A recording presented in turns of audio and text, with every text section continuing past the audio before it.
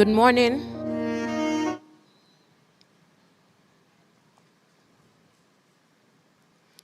Good morning, everyone. We're not sounding excited. Good morning, everyone. Awesome. Welcome to the SME conference. So we'll be starting right about now. I'd like to encourage us to come together. We have a few of us who are sitting by the corners. Do we mind maybe moving closer so that we can all, just be here together? Thank you.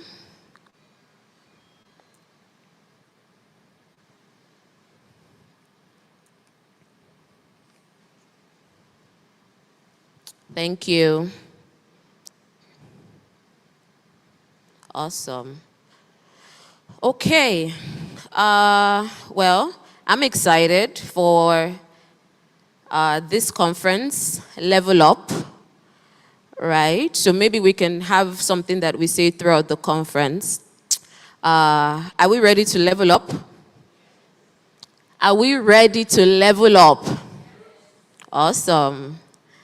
So my name is Unini Campbell, and I have the privilege of being your host for the program today. And I look forward to an insightful and exciting time. All right, so before we start out with the activities for today, I'd like to invite Mr. Femi Ogundele to pray for us as we open up this session. Can we give a round of applause as we welcome him? Thank you.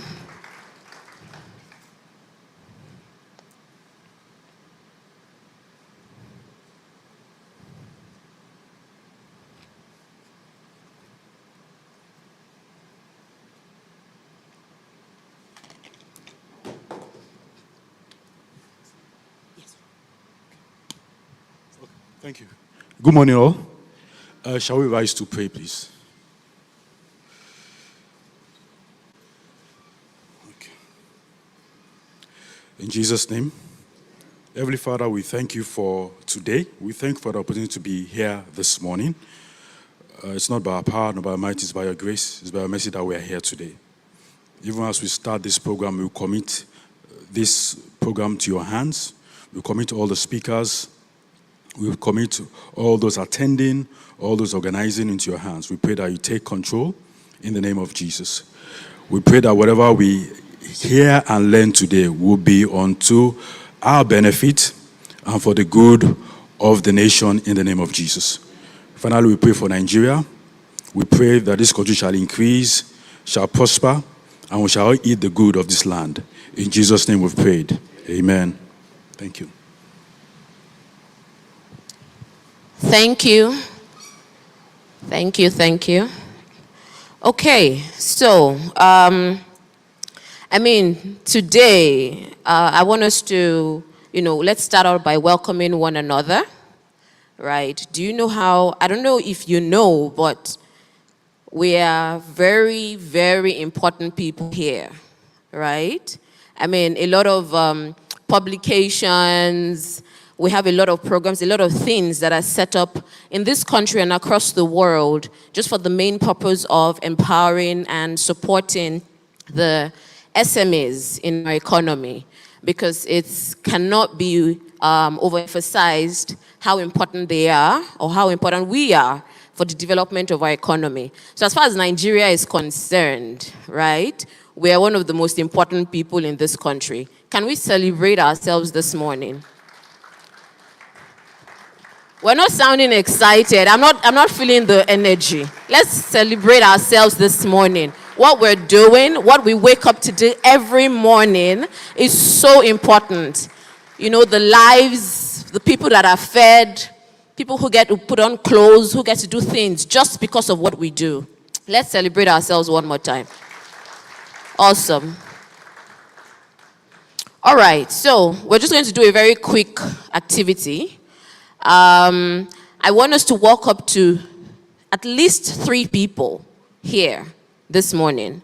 Introduce yourself. So 3 things. Introduce yourself, Tell them about your business and tell them about what you hope to take away from here today. Very quickly. And when we're done, we're going to have, a few representatives come up to share with us, which of the introductions stood out to them and what they've learned about someone else. So very quickly, let's rise, walk up to, at least 3 people and introduce yourselves. So make sure you're actually listening to what they're telling you.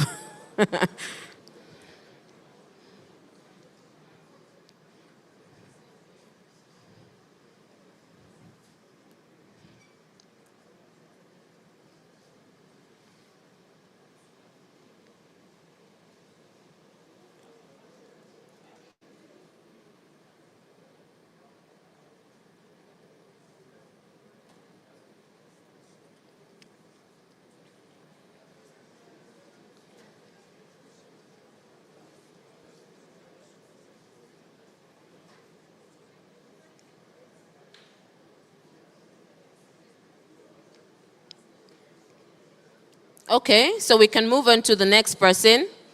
This is all our elevator pitch trainings that we've gotten. How do you pitch yourself in 30 seconds? How do you pitch yourself in 60 seconds? So let's move on to the second person.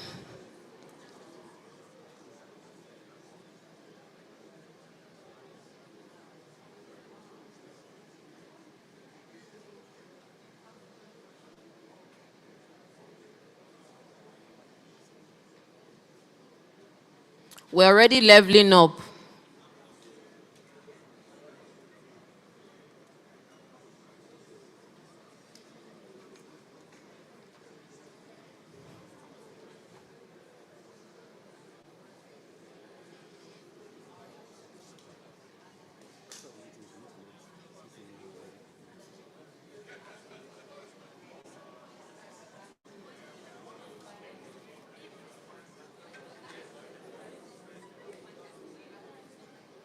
Okay, so the third person.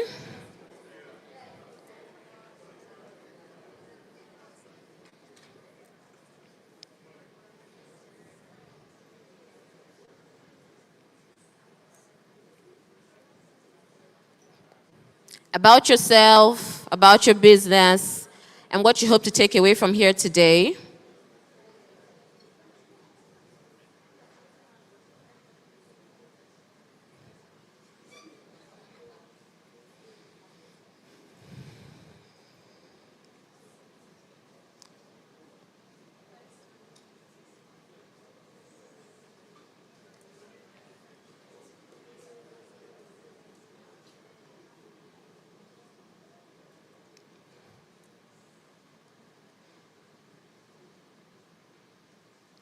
Okay. Thank you. So, do we have any volunteers who want to share with us? Someone you've spoken with, someone you met, something that stood out to you, someone you would like to speak to a bit more after the first segment of this event? Any volunteers?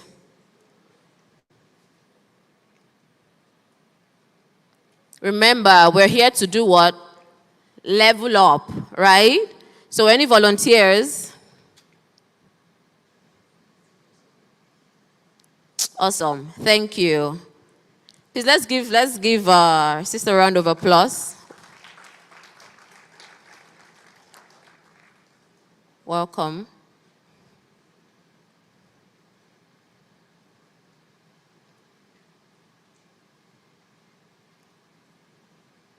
So we need one more person. A male. Please get ready. Okay. Let me get. Thank you. All right. Good morning, everyone. During the introductory part, I met 3 persons. One is Tony, second one is Adeola, and the third person is Adewumi. and one is into farming, and is here to learn new things. The other one is real. Two of them are real estate. They want to networking and see what is going on in the sector. Maybe they will be able to share their own experiences and others. Thank you very much. And since you came up to share with us, do you want to tell us about you and your business? My name is Mrs. Oyeniyide Atufadeke. I work with Federal Inland Revenue Service. I'm the state coordinator, Lagos Island. Thank you very much. Wow, thank you. A big round of applause. Thank you so much. Okay, so do we have our second volunteer? Very quickly. Awesome, thank you. This side seems to have all the energy. I don't know what's happening here. All right, let's give him a round of applause as he comes up. Thank you. Okay, good morning, everyone. Good morning. I came in just as introductions were being done. So in the 2 minutes that I was here before we all settled down, I met Donatus. Donatus is into edutech. And I also met Kelechi, who is 4 years in business, and also is into food farming. Okay. Exactly. For myself, my name is Akinde Olamidun. I'm an architect. I do consulting, that's design. I also build for people, and I also develop properties, real estate. Awesome. Thank you. Thank you very much. All right. Thank you. One last round of applause for our colleagues and everyone who has shared with us today. Now, more people want to speak. Don't worry, you get an opportunity. All right. Next on our agenda is the opening remark. But before that, I would just like to, for us to share a few information. So firstly, if we want to use the convenience, it's available just at the back of the church. So you could always walk out and find the convenience there. Also, in terms of things we can agree on, I do agree that we are all here and we plan to maximize this time, right? We would have taken a lot of planning and scheduling for us to make our time to be here today.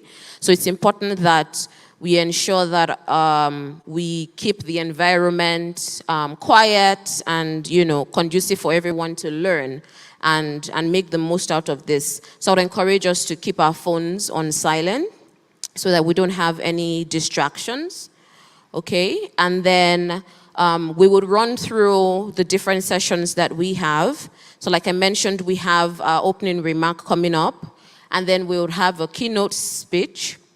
Then we have 2 panel sessions where we would also get to hear some very interesting and exciting details that would give us insight and prepare us for our next level as we level up. And I just also want to mention that we would also have a Q&A session. So, for as many of us who would have questions to ask, either questions we have come here with or some of the questions that we would be provoked in our minds as a result of the conversations we would have today from the stage. I just want us to be prepared to ask the questions then. Also, we would like you to feel free, share about what's happening right here in this auditorium on your social media. Take a selfie, right? As you listen to the conversations, the speeches, the discussion from the panels, if there are things that stand out to you, a catchphrase, a tagline, please post it on your social media, right? And feel free to use the hashtags, hashtag level up, hashtag SME conference, hashtag Covenant Capital. And you can also tag the Covenant Capital on the different social media platforms, Instagram, Facebook, Twitter. All right, so please feel free to do that.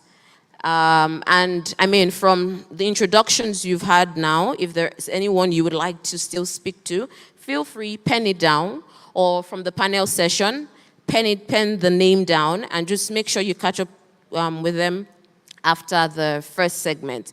So this event is for you, right? And I want us to do everything that we can to soak up all of it, right? And make sure that we take advantage of this event.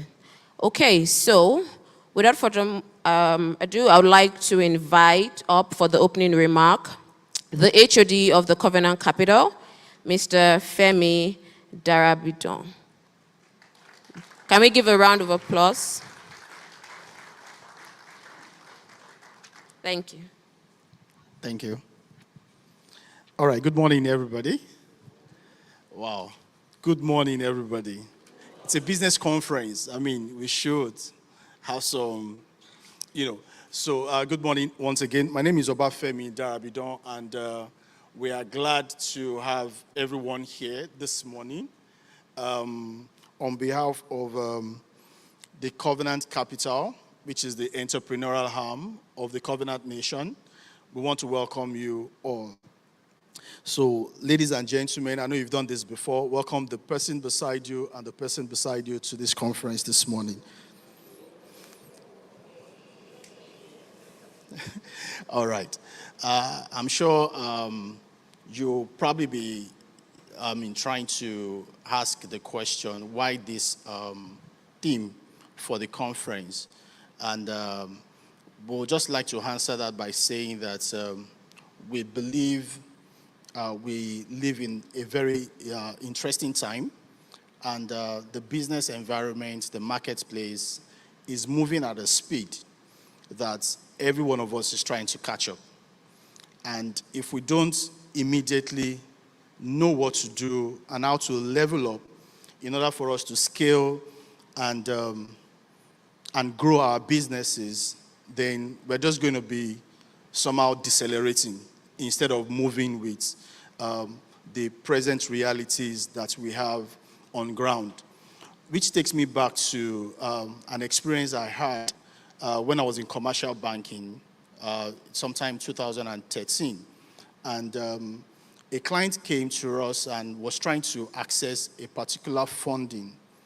And part of the requirement for that funding, I think was about 10 million naira at the time, was that the company has to be a limited liability company.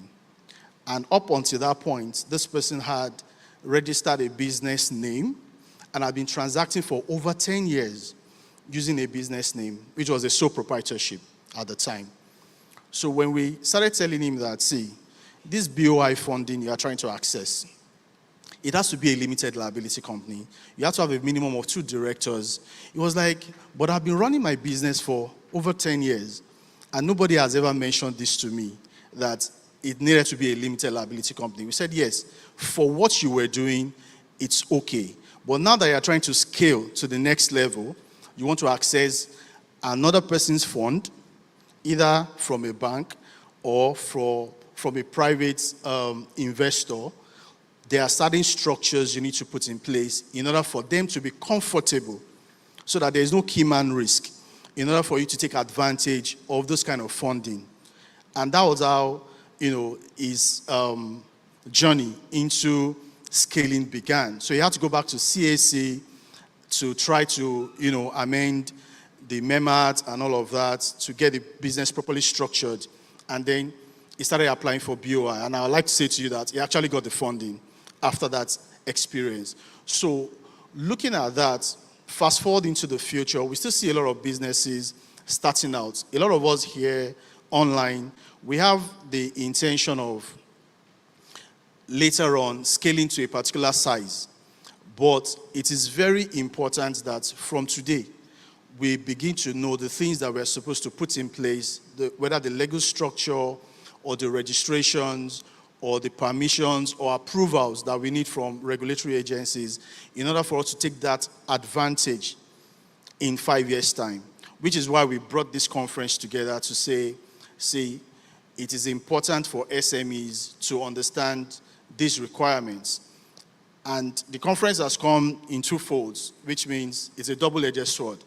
We've also brought in experts from the industry who are founders, seasoned entrepreneurs, who are also going to be speaking to us today under the panel sessions and discuss their experiences on how they've been able to navigate the different seasons of their entrepreneurial journey and how to iterate quickly with the changing and unfolding business space. So today, on behalf of Covenant Capital, the Covenant Nation, and Pastor Kwadwo Imade, our senior pastor, I'd like to welcome everybody once again to this conference.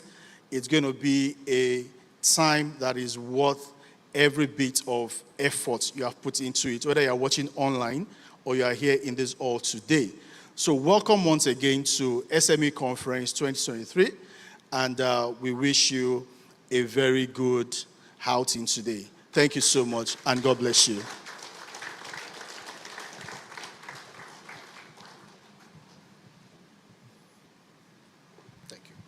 Thank you. Another round of applause, please.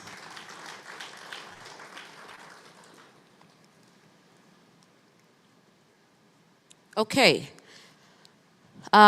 So we have, just like the HOD had mentioned, we have a few very important people in our midst today who I would like us to appreciate, who have taken the time to come share with us, right, from their experience, based on the roles and, the positions that they've held, to share with us today, give us insights that would empower us with the right strategies, to sort of level up, right, and to grow our businesses.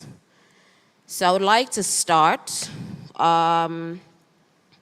First, we have the CEO of Faith Foundation in our midst, Ms. Adenike Adeyemi. Can we please celebrate her? Welcome. And then we have Mr. Isaac Olu Joshua, the founder of FSC Professional Services. Welcome. Can we make those, can we make that louder? Thank you. We have Ms. Monica Eimujeze, Director, Lagos State Officer, NAFDAC. Can we celebrate her?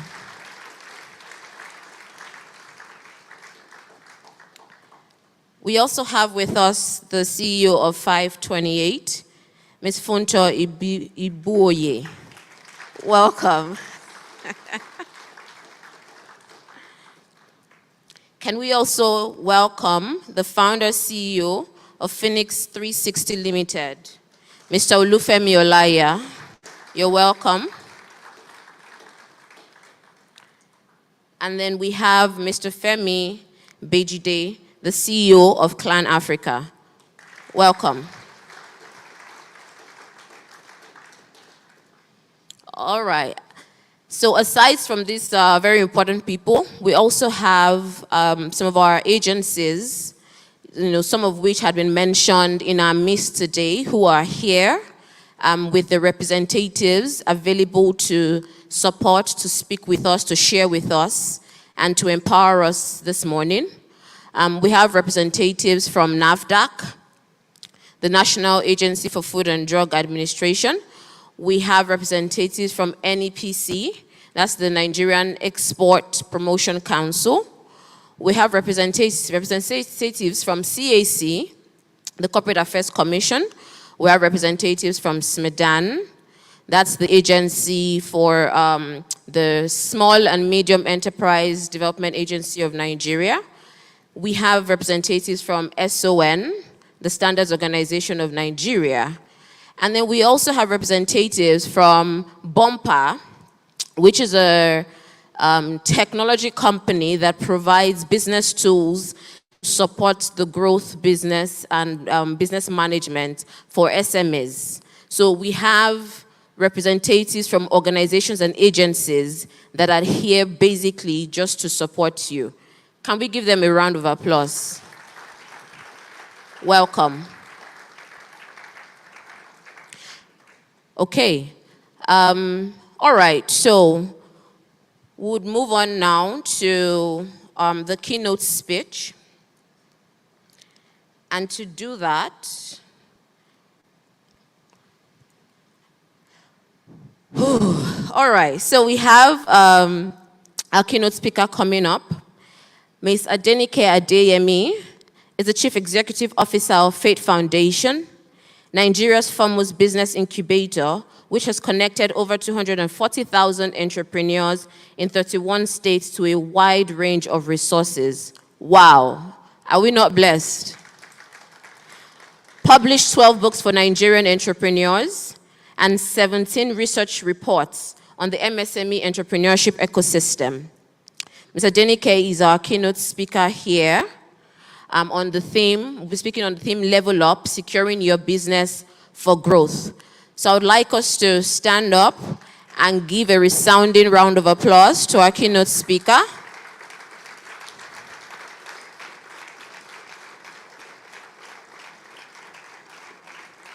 Can you be louder, please? Thank you. Welcome. Thank you. Thank you. Please have your seats. Thank you. Thank you. Good morning, everyone. I believe we have some people joining online. So whether you're here in person or whether you're here online, I am honored, I will say, and delighted to be the keynote speaker for this year's SME Level Up conference. I have to say thank you to the Covenant Capital team, to Covenant Nation, Pastor Kojo Oyemade, Mrs. Toyin Oyemade, who is one of our alumni members, and we're always very proud to say that. It's always interesting to come to Covenant Capital and Covenant Nation. As I was telling Obi and a few people earlier on, I know too many people that attend this church. And so it's almost like it's a church that I'm not a member of, but I'm a member of. So this is like a homecoming. So thank you for the invitation. I don't take it for granted. Great. So very briefly, I think I have 25 minutes. Is that still the time? Okay. To speak on Level Up, securing your business for growth. And over the next 25 minutes, what I'm going to speak on will cover the areas for, first of all, and I think that our HOD provided some context for that, understanding the operating environment with which we are existing as people running businesses, because I understand that there are people who are running businesses here who've been running businesses for quite a couple of years, but there are some people who are in the earlier stage and just started. So just giving a view of our operating environment, particularly as it relates to anybody running an SME in Nigeria. I'm also going to then give an overview of sort of like the regulatory environment, compliance requirements, and how sort of the operating environment is also influencing some things that we're going to see that our operators and regulators will do, particularly for running the business, and how we need to sort of reduce some of the risks or challenges that may come. I will then speak to the topic around how do we then set, our benchmarks and goalposts for leveling up our business, taking our business to the next level, and then really also how do we then think of innovation, resilience at this time into that. So that's what I will speak through. So starting with our operating environment, I think without mincing words, and everybody knows it, I think this is, in the last 2-3 years, every one of us in different ways, no matter what you do, where you are, what type of business you run, what type of jobs you're doing, you really can feel that we are in a very challenging environment. We're in a very challenging economy. And even when I've listened to all the projections, either locally in terms of looking at Nigeria or even globally, it's going to be a difficult year, to say the least. We're seeing things, even from Nigeria speaking, first of all, we're in an election transition year.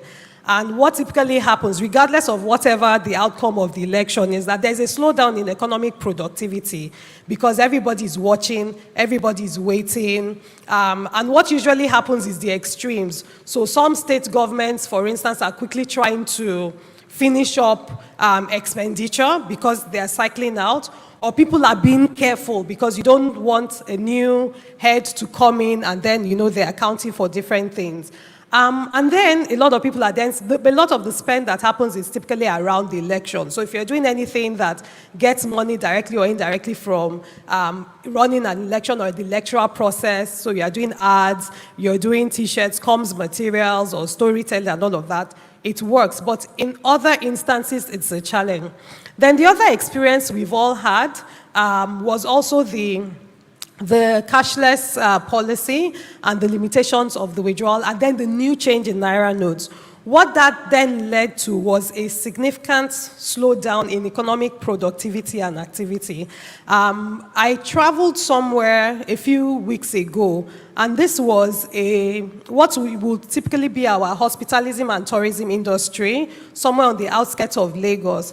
And one of the things that the gentleman was saying was that most of the businesses who were either doing simple things like, oh, you're taking people on tourists, this is Lagos, or you're doing even, you're renting small accommodations or restaurants, or people coming to the beach, their business literally came to zero because people did not have even 1K, 2K to be paying for beach passes or to be buying food and the like. We've seen quite a lot of businesses within specific aspects of the agribusiness value chain, poultry, you're selling eggs, also significantly affected because people cannot pay. So many people did not have a lot of money to purchase food. So we've seen purchasing power really drop. We've seen economic activity really slow down.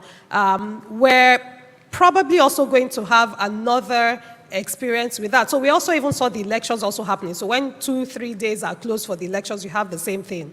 We're likely also going to have a census also happening if it's not cancelled, which is another 4 to 5 days of economic slowdown. So everybody is impacted. A number of my friends who are running FMCGs have talked about even their projections for the first quarter. If they even did 50%, it will be a miracle. So again, that's the environment that we've seen in. But then there's also the fact that we're challenged from a revenue perspective in Nigeria. We're not making money as a country. And so there's no money. And we're not making money, but we're then spending money that we don't have. So again, and I'm going to paint. So I know it's sounding gloomy, but I'm starting from somewhere, so just bear with me. So we're having poverty levels high. I'll speak to that in a bit more detail. We're having really challenged revenues as a country. And what's that happening is that all of that is also then trickling lower to so many things. Funding is also going to be a challenge. So unlike 2020 in particular, when during the COVID pandemic, we saw a lot of intervention funds towards micro, small, and medium enterprises. We saw COVID Survival Fund. We saw some of you may have accessed SMEs. There are a lot of funds that came through Nersal Microfinance Bank, which were funded through CBN. We're probably going to see a significant reduction because, to be honest, there's really no money. And then whoever is giving money, what that means is that capital has shrunk, so whoever is going to give money is also going to give it very carefully. Banks also will not be lending money as freely as possible. We've seen where we are with interest rates they're probably one of the highest we've seen in a while. Inflation is also at its highest in a while. And so even those who have money to lend also will be doing that very carefully. And when I even say money to lend, when we ask entrepreneurs to go and look for money, the first place is what? Family, friends, and fools. You, as an individual here, if somebody comes to ask you, please come and give me 20,000 naira, would you not make that decision very carefully, unlike a year before? Right? So even we as individuals, every little money you earn, you are being very, very careful about it. So your purchasing decisions are on necessities. You're asking yourself, if friends wants to hang out, do we have to go to a restaurant? Can we not eat in the house? And can we not hang out without eating? So think of the way you as an individual are making decisions and understand that the consumers, the customers who you sell your products to, who you sell your services to, are also going to be more careful the same way you are about making purchasing decisions. And that is very important to note. And then, so now, I thought that it was then good, if you just do next, you see please, next slide. Yes, thank you. So I thought that then in the context of the political economy, it would then be good to give an overview of sort of like our regulatory and compliance space. So in Nigeria, we do not have an act we don't have a bill that oversees how anybody running a business, particularly at the micro, small, and medium enterprise level in Nigeria operates. If you are running a startup bill just passed. So a startup is a very high growth potential business. So that just passed and it's just going implementation. But as an MSME, you don't have that. What we do have is policies that provide support and guidance to the space. And the great thing that Covenant Capital has done is to also give you access to quite a lot of those today.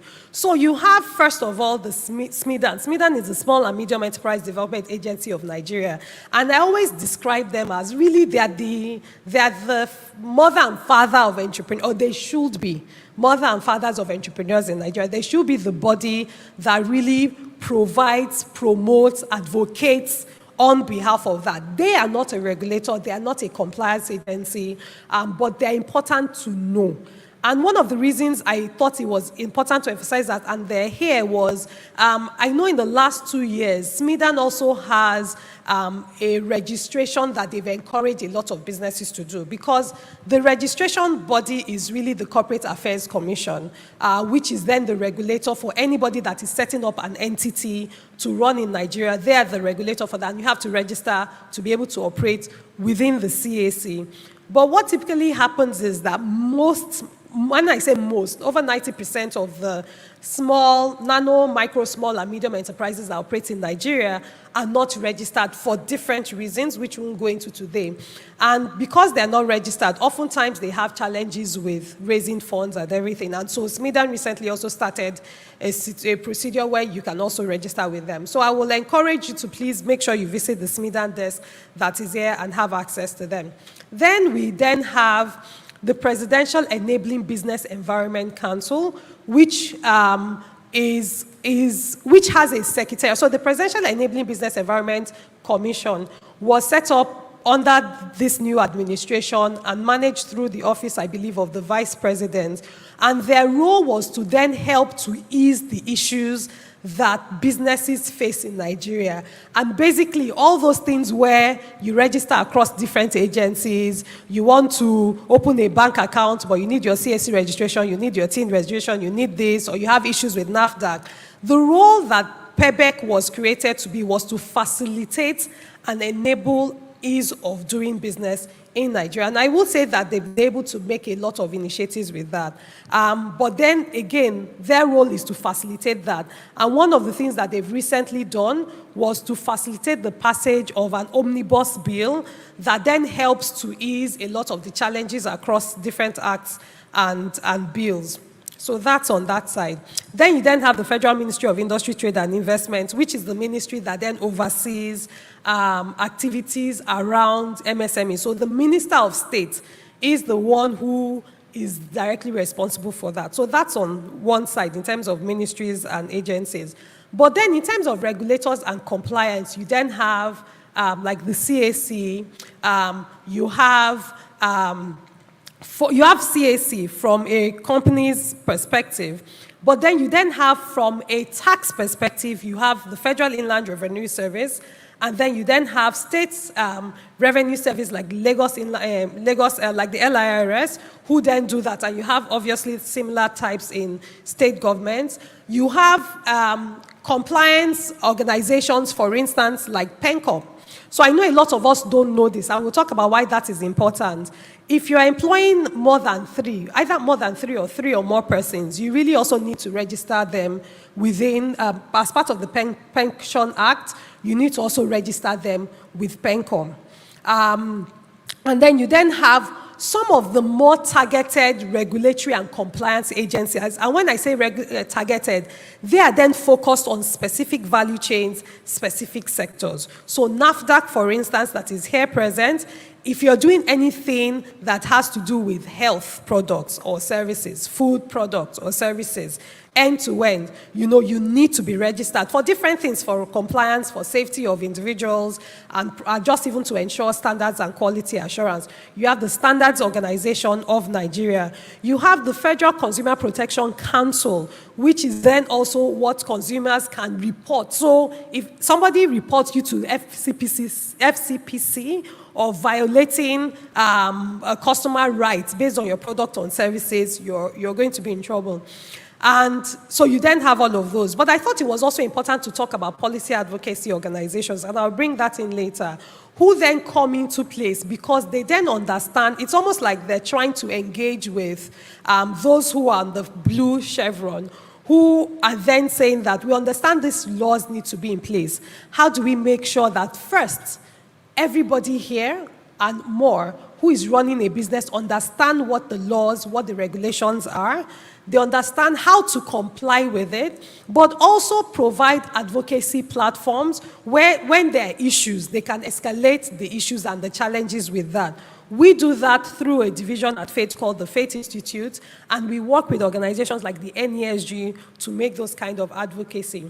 Why are these regulatory agents? I know we have a panel on regulatory and compliance, and I won't go into that, but why do you need to know about this? First off, and I'm speaking as a friend of entrepreneurs here, so not as a friend of the regulators. The first thing is that usually when things get tough economically, what then happens? Revenue drive goes into effect. And so a lot of agencies really also are trying to help to make money to fund state, local, and federal revenue generation drives. Compliance is increasing and will continue to increase. And we've seen that. We've seen that with a lot of our entrepreneurs who are complaining with that. I know that, and this is without prejudice to all the regulators that are here present, because I know that there's been a lot of advocacy that a lot of regulators go into doing. But the fact still remains that it's still a very punitive system. In Nigeria, a lot of the regulators and agencies that are here, I always say, is a gotcha attitude. So when they will come to you when you are flouting something. In most cases, most of the entrepreneurs don't even know that they're flouting it. Ignorance is not an excuse, and I would also still come to that. But what then happens is that because there's not as much effort going into don't do this, why, or do this, why, a lot of the effort, in our view, goes into catching and punishing with that. So again, ignorance is no excuse. So you as an entrepreneur, you need to know, as running a business or in the space I'm running the business in, what am I supposed to be doing? What should I not be doing? What are the penalties and charges? Because the penalties are very dire, they're very expensive. Anybody here who has had to do a tax assessment know that by the time they assess you of your tax, whatever you had in your mind is still like 10% of what the final assessment will be. And so the first advice I'll give you, again, is that ignorance is never an excuse. If you're meant to be filing things, reporting things, remitting things, this is the time to know about it. This is the time to do it. In leveling up, when you're going to be seeking for financing, one of the challenges that happens sometimes when businesses seek for financing is that, yeah, they're raising revenue, they're raising money, they have clients and all of that, but then they are delinquent in regulatory remittances, so they're not paying their taxes. So when you see that as an issue. And a lot of people don't want to finance individuals or organizations who are also not abiding by the laws and the regulations of the land. So if at a minimum, what you're doing here is even to say, what are the things I need to be, who do I need to be registered with, what do I need to report on, and why? A lot of people don't even know, as part of the Anti-Money Laundering Act, when you receive amounts in Naira or in dollars above a certain threshold, you're supposed to report it to the EFCC Special Control Unit on Anti-Money Laundering. Not just businesses, people that run non-profit. So even we, when we get funds of a certain amount or we give funds of a certain amount, we report it. A lot of us don't know. So if EFCC comes to meet you and say, oh, you are being flagged for anti-money laundering, it's not somebody that is doing you, it's just that you didn't know what you're supposed to do. So we need to be aware of these things. Again, we're leveling up and we're going to this. In Nigeria, particularly relating to tax, one of the challenges to run a business in Nigeria is on taxes. I always describe it as anybody running a business just wants to be able to know, what tax am I supposed to pay? When am I supposed to pay it? Who am I paying it to? How am I paying it to? In what way would it be reported on? And unfortunately, our taxation system is multiple, it is ambiguous, it is unclear. And it is not, in fact, most of the taxes you would be required to pay as a small business actually is not from FIRS or even LIRS. Sometimes it's the local government taxes, it's the levies, it's the permits. In fact, if you're even somebody that moves goods a lot, it's all those interstate taxes and collection. And you should expect that, like I said, you will go into overdrive because everybody is looking for money. So be aware, whatever business I'm in the agribusiness space, I'm running a business, I have a shop, I have a signage somewhere, I'm moving things up and down. You really need to know. Fund data, there's at least 44 taxes that anybody is running a business in Nigeria, small and medium enterprise, is exposed to pay at local, state, and federal, particularly at the state and local levels. If you look at all the levies, in some situations, when we've tallied those taxes, it's gone up to about 60 different types of things. All those stickers, all those permits, those are the different things. So again, to be forewarned is to be forearmed. Next slide. So I thought it was also important to then share some of our socioeconomic indicators. So I had mentioned before, power, I'm sure there are generators that are running now. We have unreliable power. Over 100 million Nigerians don't have power. Our health and education indicators continue to drop. Our life expectancy is 58 years. In fact, when you look at reports now, you are just, shoring up your mind because Nigeria just seems to be going lower and lower. Misery index, we're high. Poverty, multidimensional poverty is like, and then young people, we're talking about jackpot syndrome and all of that. Insecurity, we're all aware of that. And so what are then the challenges? You're running a business. That means that you have to plan for alternate power generation sources because you can't rely on the major source of power. For you, a lot of us employing people, you're struggling with talent that is unskilled, unprepared, mentally, sometimes not even prepared for the work of environment. So you have to do your own training and education when you're also employing people. And then there's also loss of productivity. When we keep shorting days, even for holidays, where honestly, it's also having that effect on the economy. So, next slide. How then do you start to think of building resilience and innovation as somebody who is already running a business? The first thing is that this is the time to get in face of your customer. This, honestly, no time than now is the customer is king because the customer has multiple choices, multiple offerings, multiple people that are vying for their attention.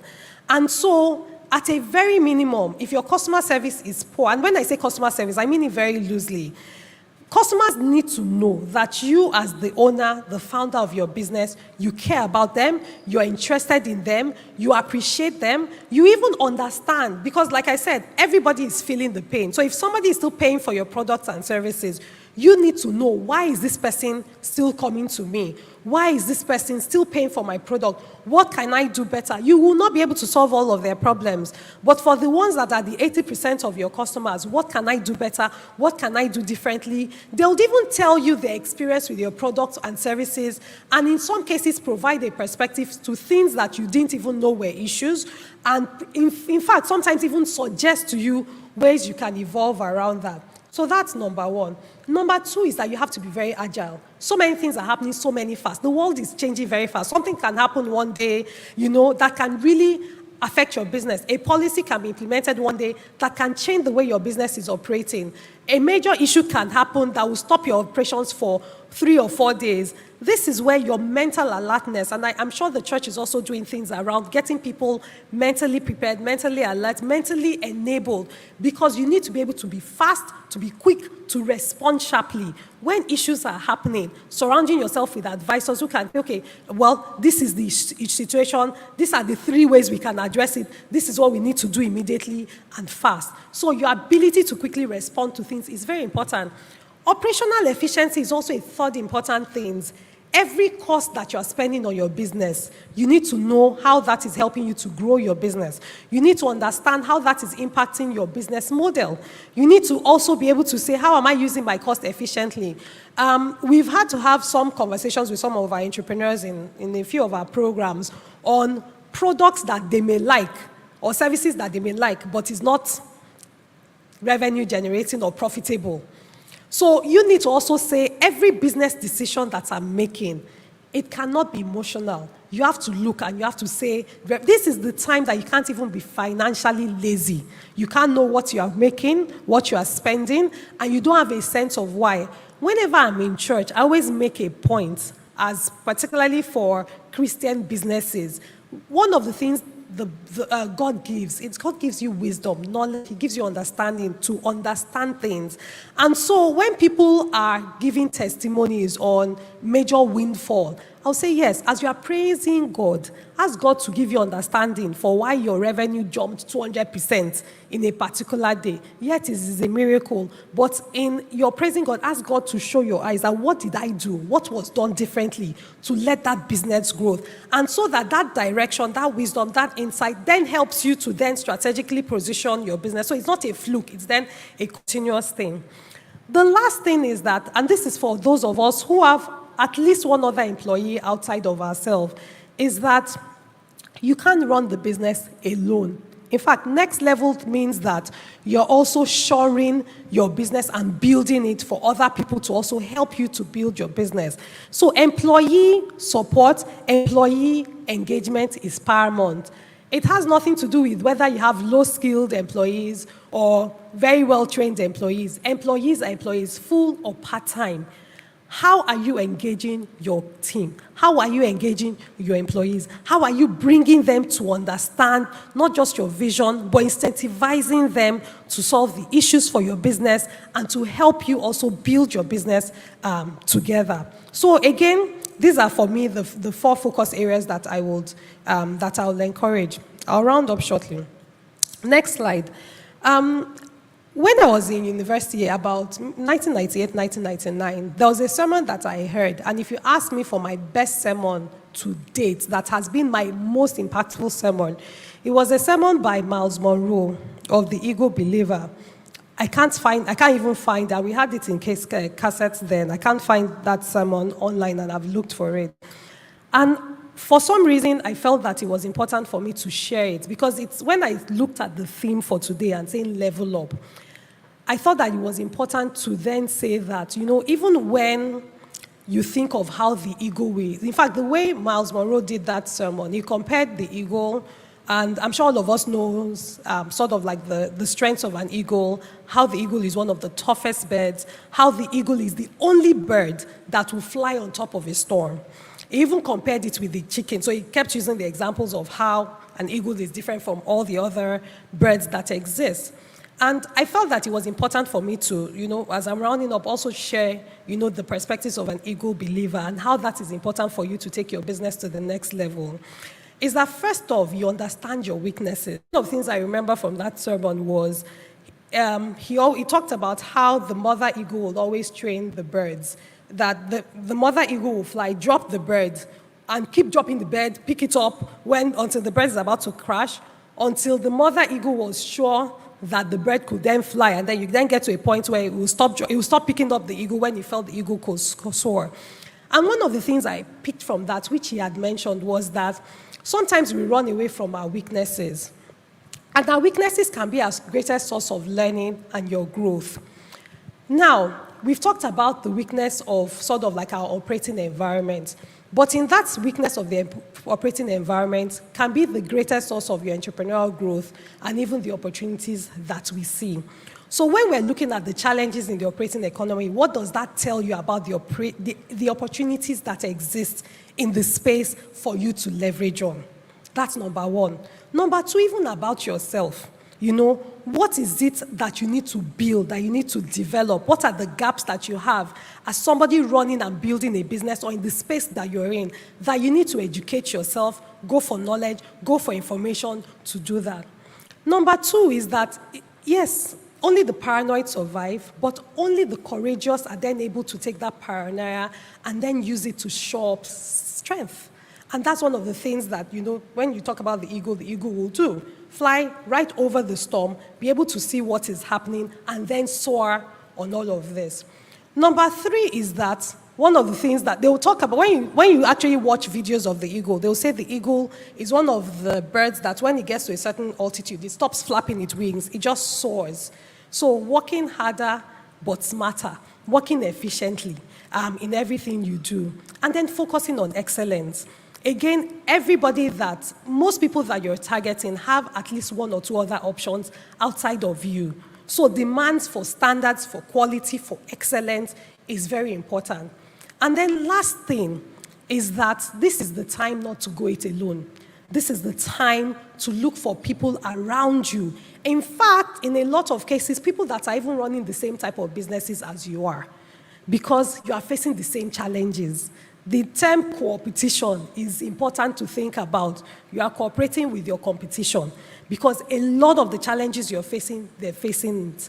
And I'm not saying you should cooperate without, cooperate obviously with smartness, but sometimes you will find out that some of your greatest challenges is working together with people who are in your space and you can address those challenges together. My last slide. So, what do I see? Remember, I spoke a lot about all the challenges, all the opportunities. And what I see is an opportunity for you to move your business in a way that makes sure that you're not playing little. It's an opportunity for you to say, let me start to think of building for the long term. Let me start to think of building for growth. In all the challenges we have in Nigeria, we've talked about health issues, education issues. Guess where a lot of the funding that we've supported a number of our entrepreneurs to go to? Into education, into health, into energy. The same places that have issues are the same places that, money is going to, capital is going through. So you're asking yourself, what can I do about this? Myself and Mr. Femi, who is one of the panelists today, we're having a conversation around even the opportunities with JAPA and how that's also creating, so many business problems, business solutions. I know two people who in the last 2 months have started geriatric services because people are traveling abroad, but their parents need to be cared for. Their parents have health issues. And guess what they're doing? They're going to schools of nursing that are state schools of nursing that people would not look at, right? Because they're not federal or they're not the people that easily travel out.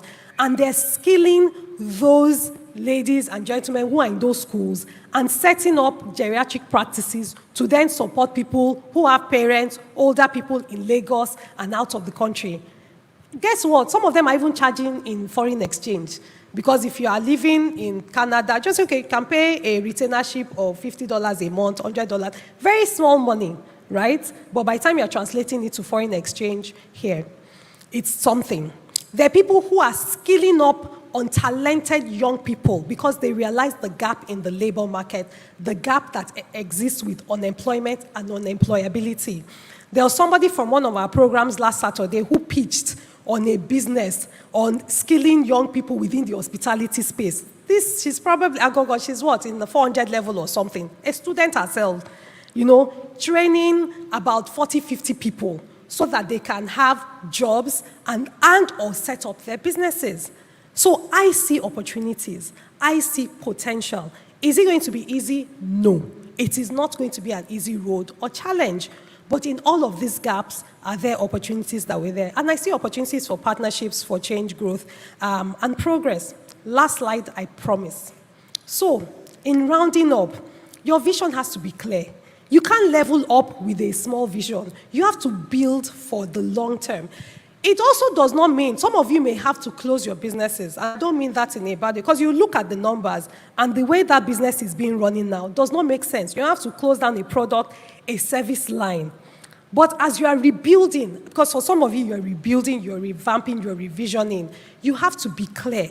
What is success going to look like? You know, and that vision has to be bigger than you. Any vision that still requires you as the person is not going to take you far. I talked about knowledge expansion. The way the environment is changing is so fast. Faith Foundation has been around for 23 years. But in fact, this year is like there's some things around. We've been doing what we're doing for 23 years. But it almost feels like, you know, supporting the entrepreneurs is a new dynamic. And I'm sure for some of you that have been running your business for at least 5 years, you see things are changing. Knowledge is going around very fast. So you need to be at the forefront of your space, your sector, your industry, your clients. What is changing? What is different? And how do I need to continue to revise my product, my services to that? You need to be accountable. You can't be at the next level and you don't have a board of advisors. And when people think of board, they always think of, no, it has to be a board of, no. You just need about 3 or 4 people who understand things around financial management, the sector or the space that you're running, market strategy, legal regulatory. At a minimum, you need those. And just say, please, every 3 or 4 months, can I come to you and share with you my plans, how I've done, so that I can get guidance?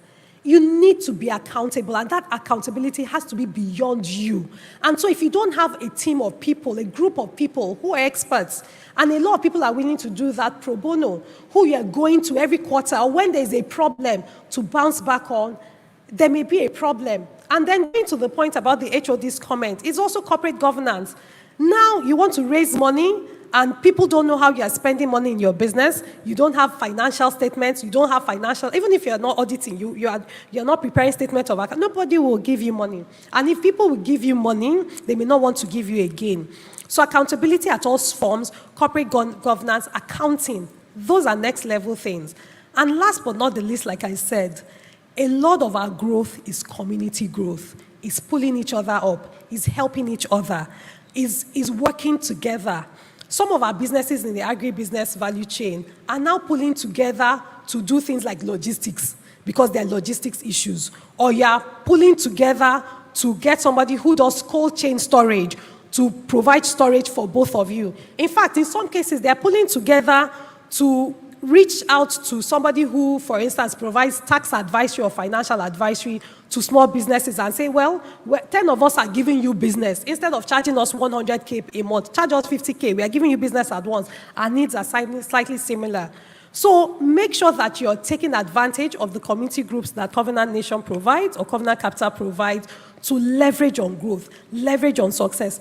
I was laughing at some video I saw on WhatsApp groups that said, oh, if your WhatsApp group does not talk about business, just exit. If your secondary school WhatsApp group does not talk about that. I mean, there was a point to it, right? Because it's around value. The associations that you're in, what value are they providing for you, for your growth, and your person? Thank you very much, everyone, for listening. Thank you.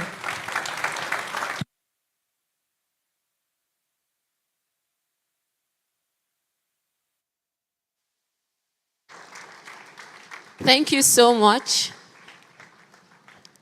Another round of applause, please. That was amazing.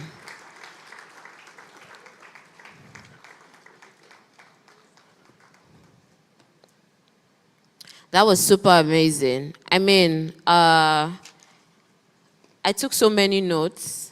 I don't know. It was so insightful, right? Thank you so much. Thank you very much, Ma, for sharing with us and giving us some of those powerful nuggets to level up our businesses. So I don't know if we, picked up anything very profound, right, that we would want to share with us before we move on to our next session. Is there anything we picked up that we would want to share? I mean, I picked up a lot. I have like 10 different hashtags for Level Up? Is there anyone that wants to share with us? So let me share a couple of mine, right? Please, we need help with the microphone. I mean, okay, so one that really hits me is that many times nobody is doing us. Our village people are not even involved, right? It's simply a gap in knowledge, and knowledge is power, right? So if I wanted to make a hashtag of that, I would say in running my business, knowledge is power and bliss, right? I think the second one that I really loved is the ego believer, that concept. So if we sort of translate that to being an ego entrepreneur, what does that mean? It means that the challenges around you only propel you. There's no time to complain.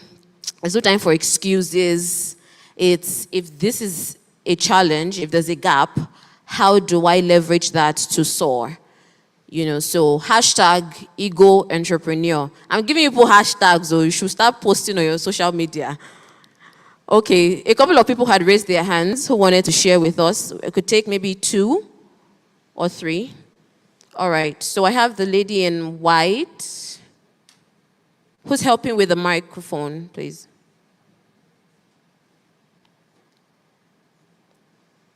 So just 2. You could just share with us very quickly. Thank you.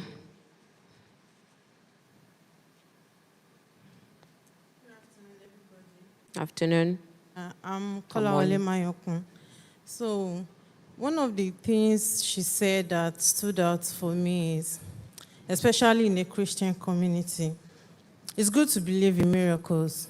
So, if you've prayed and maybe you have a boom in business, there is something that you did that brought that boom. So, you should be able to study it. What did you do? So that it won't be a one-off thing. It's going to be like a repeated breakthrough.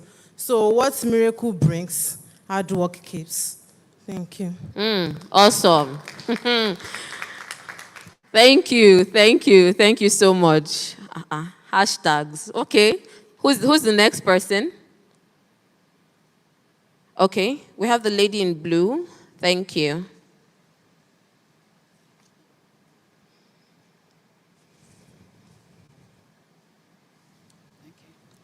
Good morning.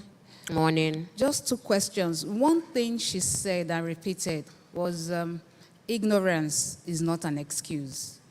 If, and not if, that is true. In that case, is there a book that contains all these things in a summarized for dummies kind of thing to help us? That's one. And then 2, this presentation is so helpful. I don't want the slides. Is there another book that one can buy? Thank you. Awesome. Thank you. Okay, so that takes me to my next point, which is after now, we're going to have panel sessions, and then post the panel sessions, we would have a general Q&A session. So I like what you've done, that you've noted the questions down, and I'd like to encourage the rest of us to do the same. Those of us who are here and for those of us who are joining online, kindly note your questions, and then during the general Q&A session, we can then take them and you'd get the right answers. Okay? Awesome. Before I call up the anchor for the first panel session, I would like to acknowledge a couple of our industry leaders who have joined us. We have Mrs. Yide Oyemiyi from FIRS. You're welcome.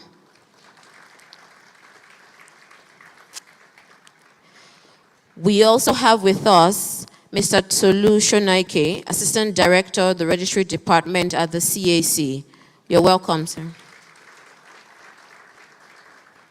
I would also like to acknowledge one of the big 4 global professional services firms, KPMG, who is also here with us today, and have been graceful to have about 10 over 10 of the advisors from there to join us. So they would also have a desk at the back to provide consulting advisory services to us during the second segment.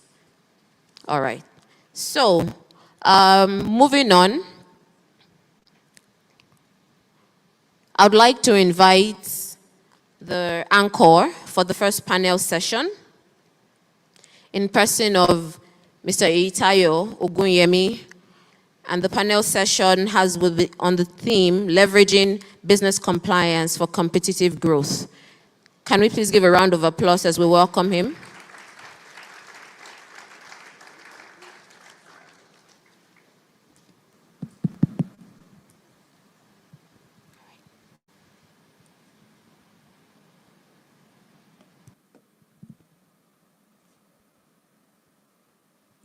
All right, good morning once again, everybody. I hope we've been having fun so far.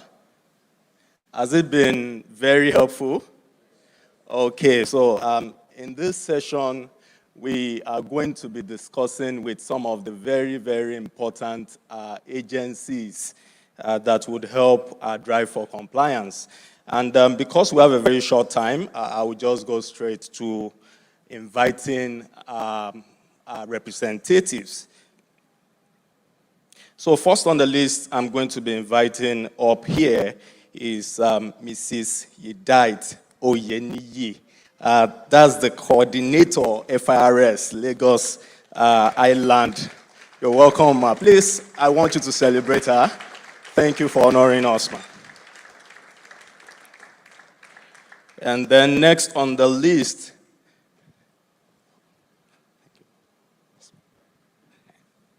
please, let's celebrate her. All right, thank you very much. So next on the list, we have Mr. Tolu Shonaike, all the way from the Corporate Affairs Commission. Please, let's celebrate him. Mr. Tolu Shonaike is the Assistant Director, Registry Department at the Corporate Affairs Commission. I hope I'm correct with that. Okay, Registrar General's Office. You're welcome once again, sir. All right, thank you very much.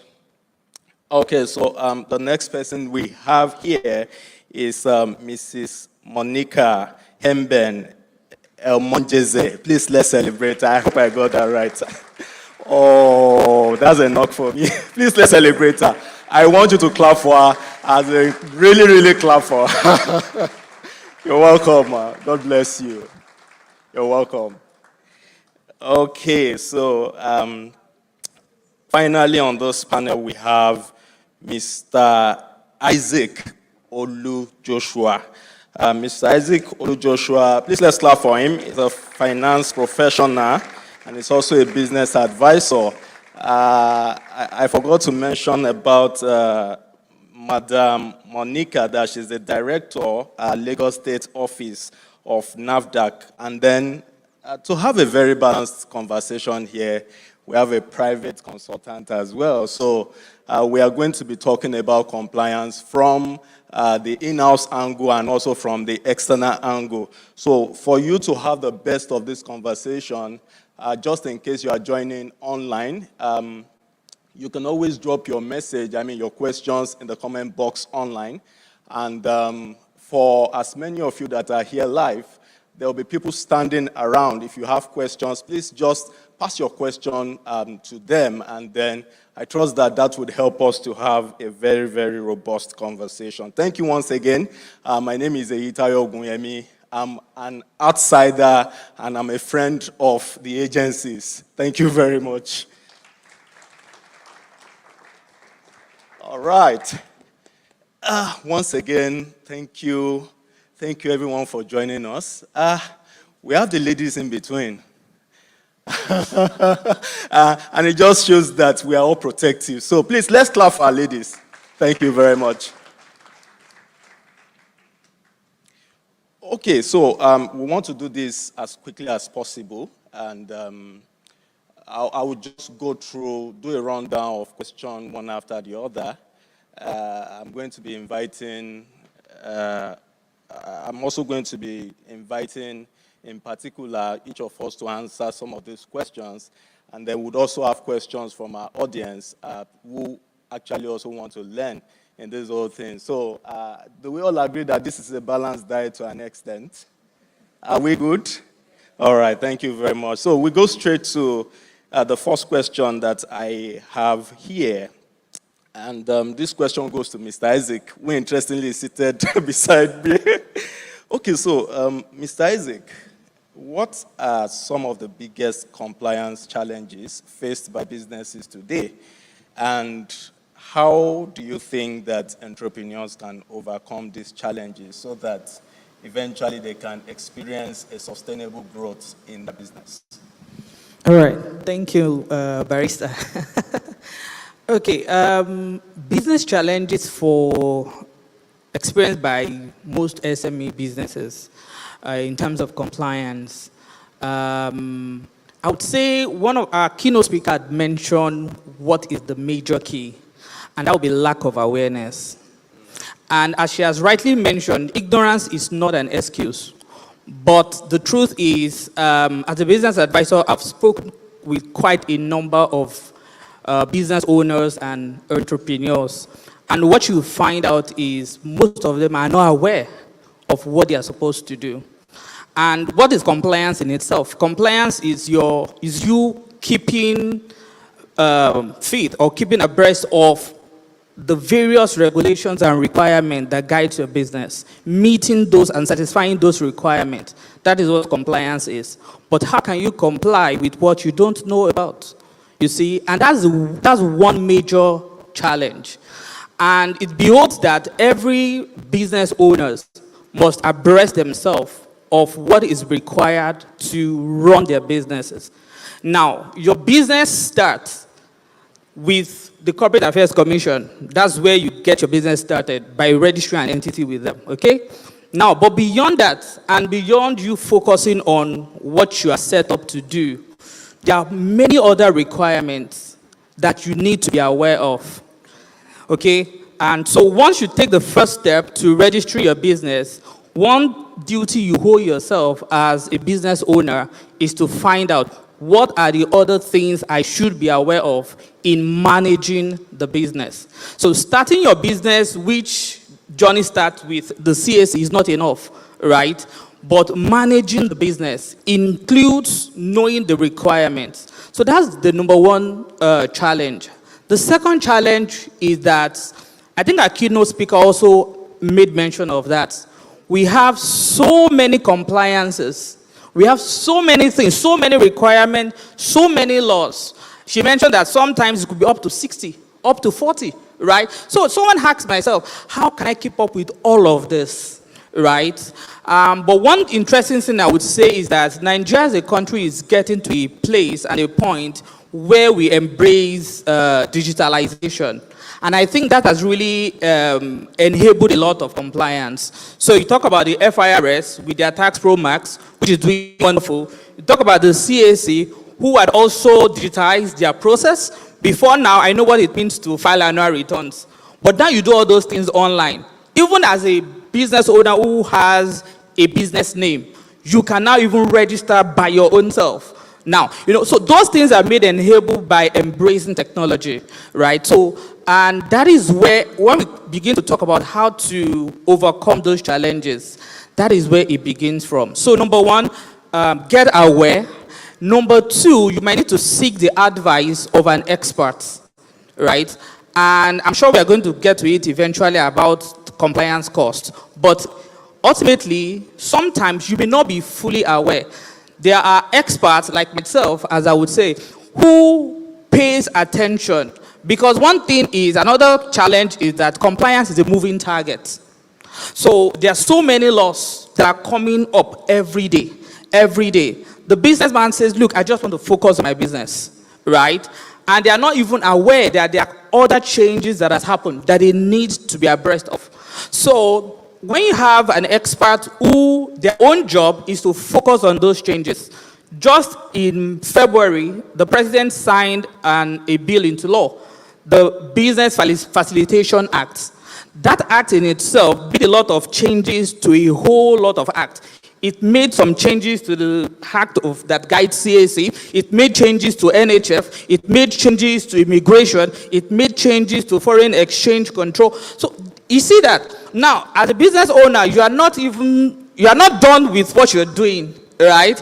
And you are trying to now begin to remember that, oh, there's a new law that already made changes, right? So keeping abreast of that, and again, as we have mentioned at the onset, is not an excuse. So since you know that ignorance will not be an excuse, you may as well just engage the service of a professional or build an internal system where someone is constantly putting their eyes on that ever-moving compliance target. All right, thank you so very much, Mr. Isaac. Please, let's clap for him. So just in case, Mr. Isaac mentioned a couple of innovations, and that's why we have the desk around. So you could just touch base with some of these agencies and ask for the links through which you can check what's happening. And another thing you mentioned is ignorance. Ignorance is not an excuse. We find that we even have people that have the wrong information. So you'll find they are running from their shadows. Well, I think that will lead me to my next question, which goes to, will I be appropriate to say the almighty FIRS? Okay, all right, so here's the question, Mrs. Oyeni. In what ways can compliance be leveraged as a competitive advantage? In essence, what are those things that would inspire people to really want to be happy to comply? In what ways can compliance be leveraged as a competitive advantage? And the second leg of the question is whether from your own experience, working over 30 years now, having this experience, from the archives of the FIRS, whether you know of examples of businesses that have successfully used compliance to differentiate themselves in the market space. Thank you very much.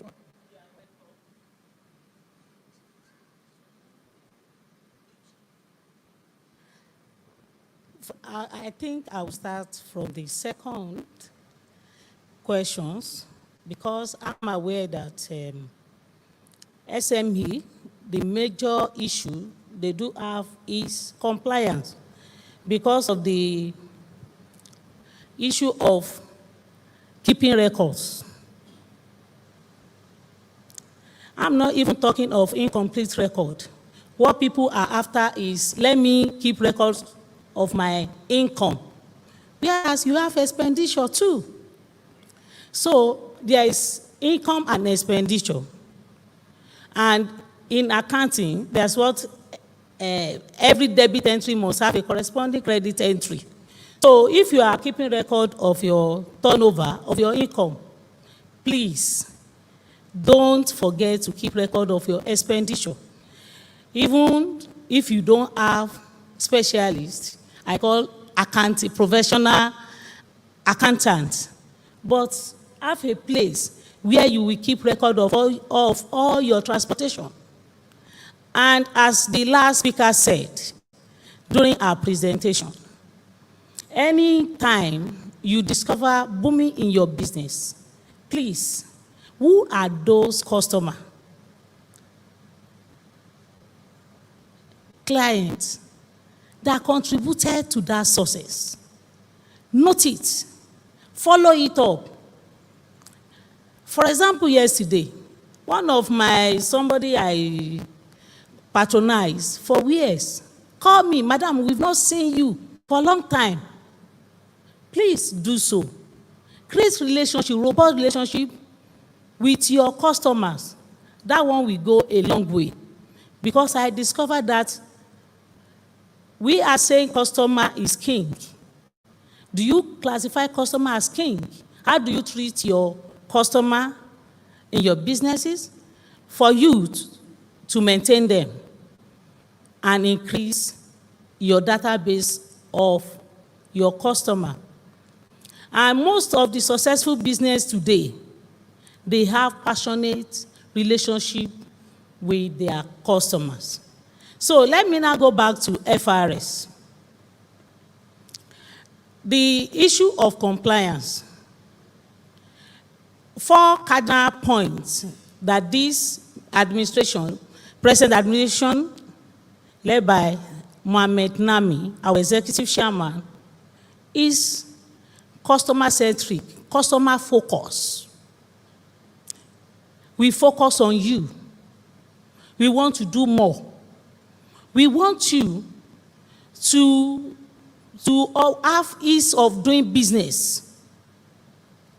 And one of it is, if you remember, this January 2023, people, taxpayers, can just click 1 minute click away. You get your tax clearance. Aside that, even there is my co-panelist from State Internal Revenue mentioned compliance costs. There are some costs you need to save for your business. There is no ignorance. There is no excuse for ignorance. All this penalty, you should save it. Save yourself from it. Because that one is additional cost to your business. And for FRS, we have our taxes are known. And we have not gotten there, but we get there.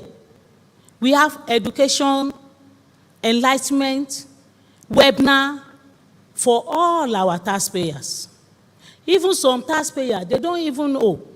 Like SME, if your turnover is 0 to within 25 million, you have been accepted from paying taxes. You are. If you are 25 million to 100 million, your tax rate is 20%, CIT, company income tax. So, but that does not mean you should not keep your record. There are some costs you should avoid to make sure that your business move forward.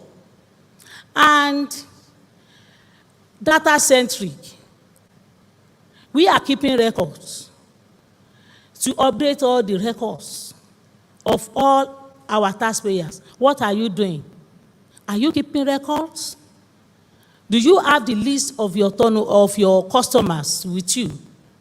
Do you even send messages? Do you congratulate them? Please, we have a lot to do. And let me tell you, Rome was not built in a day. All those big companies, they started like this. Share knowledge, share experience. As you acquire experience, you are looking for how to move your business forward. Share with those people that are successful in that area. And even if you know those ones that have issue, what caused that issue? Because that one will take you a long way to move your business forward. We are here today. At the corner of your office or your homes, you can generate TIN, tax identification number. You can pay your taxes if you are within the threshold. And our doors are open to you, to everybody. We are here today because of you. If you have any other questions, and I mentioned it to the coordinator, that will project our email, our contact number. Great. Because there are a lot of things we will not be able to solve in this conference. But FRS, we are ready. So that there's a cost that you avoid. Please avoid it. Thank to you move your so business very forward. much, Thank you. Please, a round of applause for Mrs. Oyeni. Solid points there. Just before we continue again, I think I've noticed that the first panel member, the second, of course, made reference to the presentation by Mrs. Adenike Adeyemi. Please, let's celebrate her as well. It means she did a very wonderful job there. Let's celebrate her. Thank you very much once again, ma. So again, I want to emphasize, don't be in a hurry to leave the auditorium.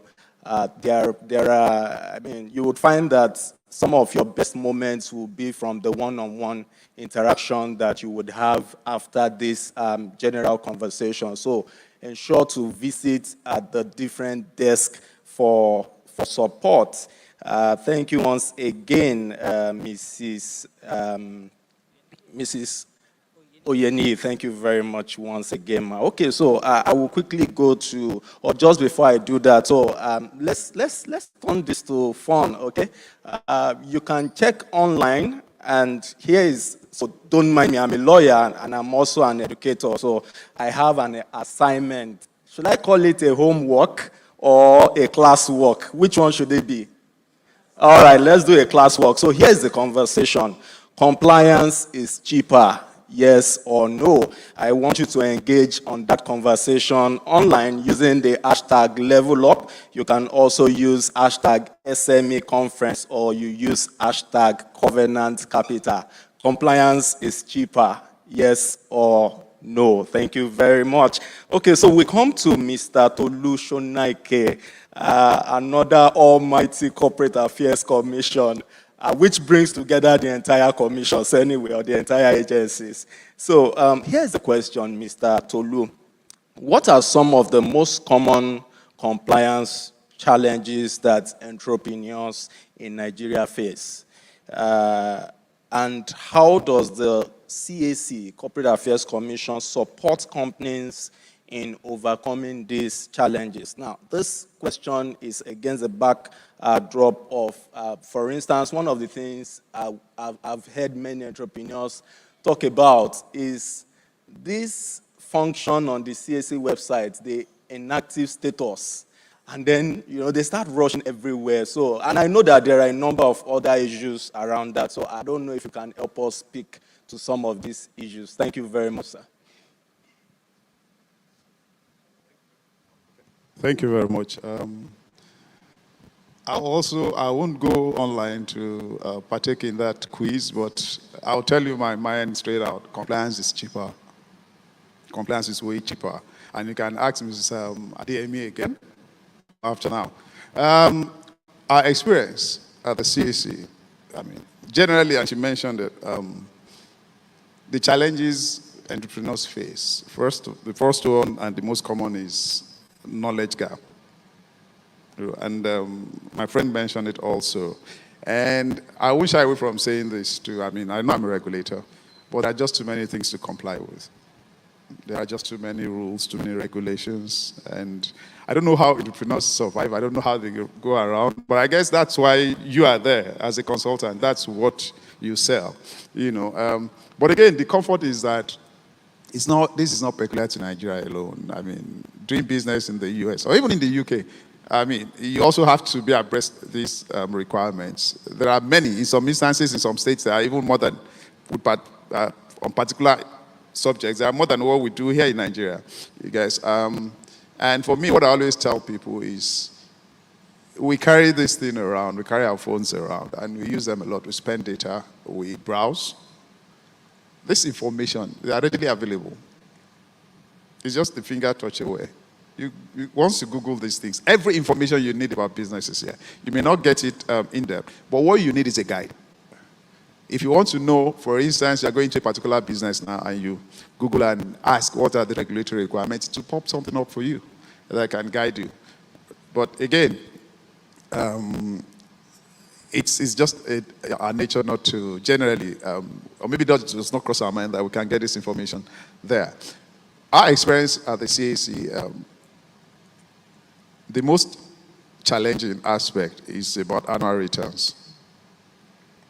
If you get your annual returns right, all the information, every other requirement you need to fulfill, they are detailed in the returns, right? They are detailed in the returns. Everything about your structure, they are detailed in the annual returns. And it's a way of getting people to file returns, to address that issue that we decided, rather than just penalizing and raising penalties, writing to people and saying, this is how much you must pay your IRS and all of that, to introduce the status indication on the portal, right? If your annual returns are not up to date, your status will be indicated as inactive. But once you update your annual returns filings, I agree that this is one space where we have not gone end-to-end in electronic solutions, right? Filing and updating your status, there's still a gap. So you still need to do something after you file to make us update your status. Otherwise, every other of our processes are end-to-end. You don't need to come to our office. You don't need to send out mails. Once you've started, you end it, and then you can print, download your output. But in this instance, once you update your annual returns filings, you need to do a mail to the commission, to the spu@cac.gov.ng, that special project unit, telling us that you've updated your annual returns. And I'm sorry, sir. Can you repeat that email? SPU. Okay, S for so special. please take note of that. Thank you. S for special, P for project, and U for unit. Special project unit at cac.gov.ng. Thank you very much. Thank you. You can continue. Then you need to do that mail to us, telling us that you have updated your annual returns filing. And attaching, when you file returns, there's something we generate for you. It's called acknowledgement letter. For each year, you get that letter. You print for your records. You can upload the downloaded version, upload it in the mail, and tell us that you have updated your returns. Request us to activate your status on the portal, and we will do that. Interestingly, the way it is now, anybody can inquire about your company status. If I know the name of your company, I just go to our search engine, and I put the name in. It will give me the basic information about you, right? The most significant of them will be the status, whether you're active or not, for anybody who is hoping to get into business with you. And we have APIs for some institutions, some agencies, local and international. Practically all the embassies have access to this same database, this aspect of it. So when you apply for visa, using your company or your business name, they will check. When they find out you are inactive, they will deny you the visa. And they will state it there why they have denied you the visa. So you find that the consequence is far-reaching, right? And what we do, maybe later I will talk, if the time permits us, about your filing obligations. Somebody said it earlier that it is important that you understand the rules where you play. If you are going into business, take time to understand what the requirements are. Statutory requirements, operational conventions, industry practice. I think it was Jesus that said it that no man goes to build without first counting the cost and taking, understanding what it will take him, right? And you don't go to war without first strategizing, understanding what is involved. So as Christians too, we need to be diligent when we're going through these things.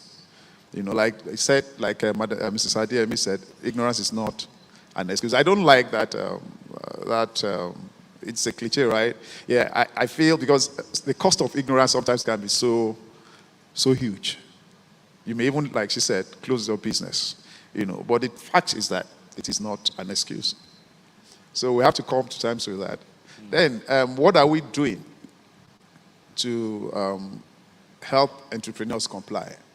The first thing we have done is to reduce costs, on several fronts. Even cost of entry into the space, business space. And more importantly, while you're there. And we did that, we're able to achieve that by deploying electronic solutions. For every of our processes, you just go online, create an account, go online, and submit your applications. And within the service timelines, you get your results. Right. That has not only reduced costs for our customers, it has also reduced time, the turnaround time on services. It's introduced convenience. Whether you're in traffic, whether you're at home, whether in your office, while you're here, you can, if you have the information, you can go ahead and submit whatever you're submitting to us. And we do this a lot, engagement. Adejoke was surprised when she understood that I was coming from Abuja to do this. But that's what we do, really. Every invitation we get, even if it's a small office, you are just 10. Once you tell us what you want us to come and do is to support you with information, to come and talk to you about operations, we will come. Not minding the cost. All right, thank you so very much. Thank you for the round of applause. Mr. Tolu, thank you so very much for honoring our invitation once again. And I think that's actually very thrilling that at the beckon of people, the commission is easily accessible. Thank you so very much for that. Okay, so just before I move to the next question, one of those things that you said, which is very, very key, is the fact that entrepreneurs, startups need to take their time to understand requirements, especially statutory and different agencies' requirements in doing their businesses. And I'm happy that that's one of the reasons, for instance, why we have Covenant Capital Business School. I'm aware that the faculty is opening up, especially today, to allow a number of people that would be passionate about building their knowledge within the space. Now, admission has closed, but I understand that there is that special opportunity. So would you also want to celebrate them, please? So the link is going to be shared before we end the conversation today. So thank you once again, Mr. Tolu, for that. So we come to NAFDAC, Mrs. Monica. The very interesting thing from field experience that I know is that we have, just by way of simplifying it, 1,001 entrepreneurs out there that are doing great stuffs. But they are scared that they are unable to meet the requirements to scale their business, to be able to have NAFDAC approval and then take their business to the next level, which eventually would help GDP and also even would help them to become more profitable and help the economy as a whole. So here's the question, just to put in capture, but that's really what it looks like. And I hope I'm speaking the mind of many entrepreneurs that are here. So here's the question, Mark. What advice do you have for businesses that want to ensure compliance with food safety regulations? I am selling Zobo. My Zobo is very good, but I don't have a place that meets the standard of what I need to get NAFDAC NAFDAC approval rather. And then what advice do you have for this set of people? And what steps can they take to prevent product recalls and other issues that could damage their reputation, the bottom line of the business, and even crumble the business as a whole? Thank you very much. Thank you very much for that question. Let me first appreciate Covenant Capital for the SME conference. Was here a couple of years ago with Shanaike, so this is a constant, and we celebrate you for that. I'd also want to appreciate the keynote speaker. That's one of the most balanced presentations that I have listened to when you talk about SME. I really appreciate that presentation. Very, very commendable. So from a regulatory perspective, most of the questions have already been answered. If you listen to her presentation and some of what my co-panelists have said here. First of all, what we've observed is in the MSME space or NMSME space, there's a lack of knowledge. Many people go into business not really understanding the business that they're going into, whether you're talking from a regulatory perspective or from a technical perspective. So for example, even the Zobo you talked about, many people just feel, oh, you just put some hibiscus plants in hot water, boil it up, pour it out, product ready. Now you can begin to think of so many things that could go wrong in that process. But let's park that. Our keynote talked about the presidential enabled Enabling Business, PEBEC. And for those of us on the side of government, PEBEC is something that we really bought into, ease of doing business, supporting growth of the sectors, and diversification of the economy. But when you talk about that and you're looking at growth of sectors, one thing that is very clear is that there is definitely a gap between the regulator and the regulated. Now, I'll say this. She also mentioned that regulators are usually coming from a point of looking for fault, as in violations. That is historical. So when you go historically, and I'm not saying necessarily that it's right, but it's how did we get to a point of regulation? Regulation came in after most of the sectors were up and running. So when regulation started, enforcement was where it started from. A couple of years later, we're here.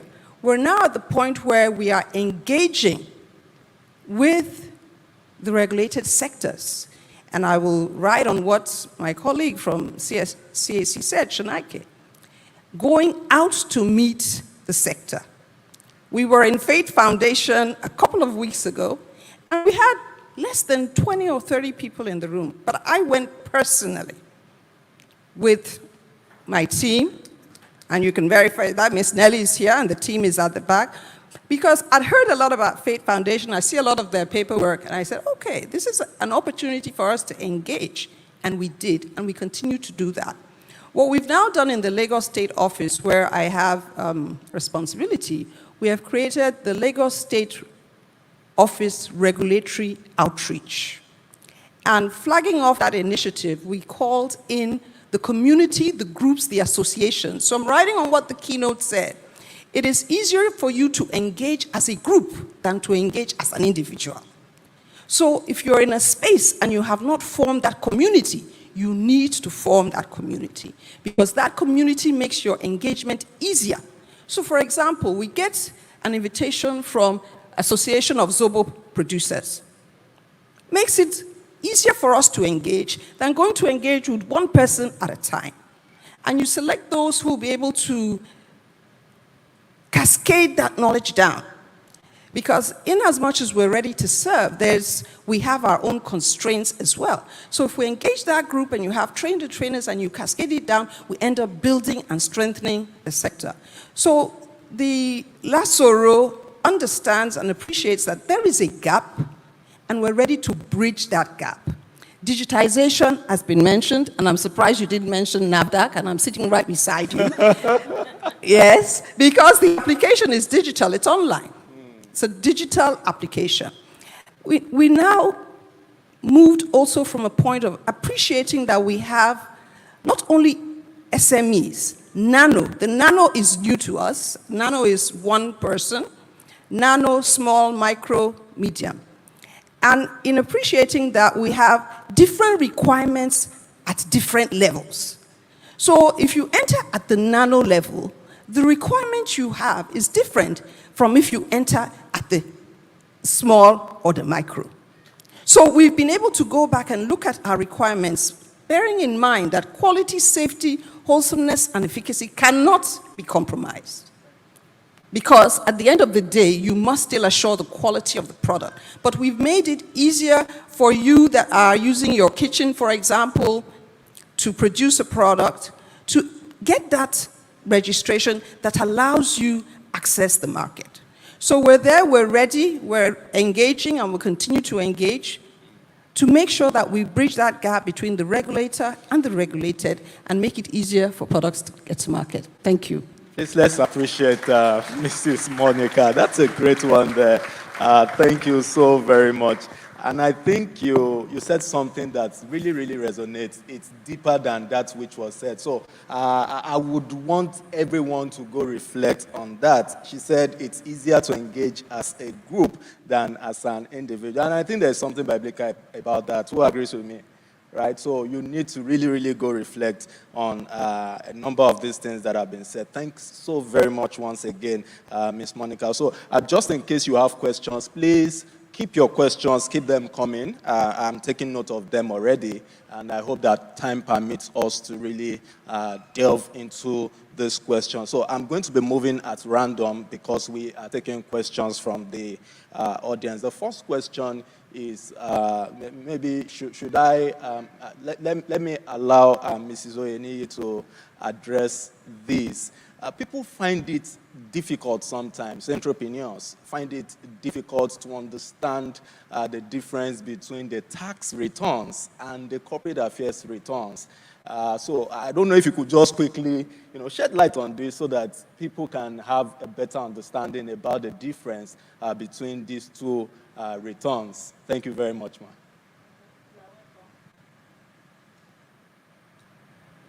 Okay, thank you very much. Before I go to that, I have the contact and the email of FRS. Okay. If they have any complaints. Oh, thank you very much. So please I pick don't your want to pen and your forget. notes. All right. Maybe you can quickly do that, ma'am. Okay. Yes, ma'am. You can share the contact. Or, okay, you can send to me. I mean, we will get it. Just send to one of my colleagues. So we're going to put it on the screen so that you can take note of that. So you can just send via WhatsApp, or we can do that much later so that I don't disturb the flow of your thoughts. Okay, no problem. Your question is, what's the difference between the tax returns filed by taxpayers to FRS and CAC? The tax returns filed to FRS is your audited account. I hope we know what is called audited account.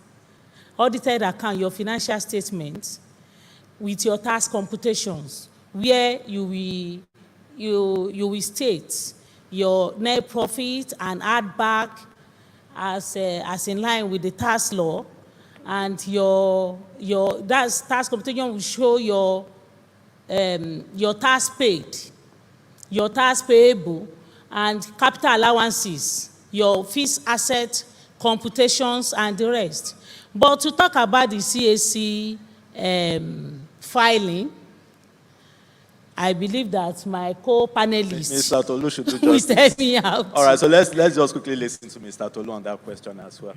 I know that the tax filings influence some of the filings at the corporate affairs, so we'll just allow you to do that, sir. Okay, well, she has explained it. The difference between what you file at the CAC and what you file at the FRS, both of them are annual. With the FRS, it's about money, it's about your tax. CAC is not interested in your tax. Okay, what we want is information about the preceding year or the year of return, right? Information about your structure, whether you have maintained the same structure, whether you are still at the same address, whether your directors are still the same, whether your proprietors or partners, in the case of business names, are still the same. If you are still faithful to, if what you say you do is still what you do, who are your shareholders, and who are those who exercise significant control, whether directly or indirectly, over what you do as a corporate body for companies and limited liability partnerships. So for us, it's just about information.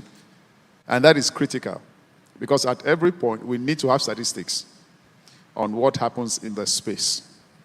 So it's information for us, and everything is online. Just populate the fields. Now, you're also required to submit, if you're not a small company, you're also required to submit audited accounts to a company that return that you're filing. I hope in time we'll be able to talk about what exactly constitutes a small company. Madam has mentioned it, a part of it.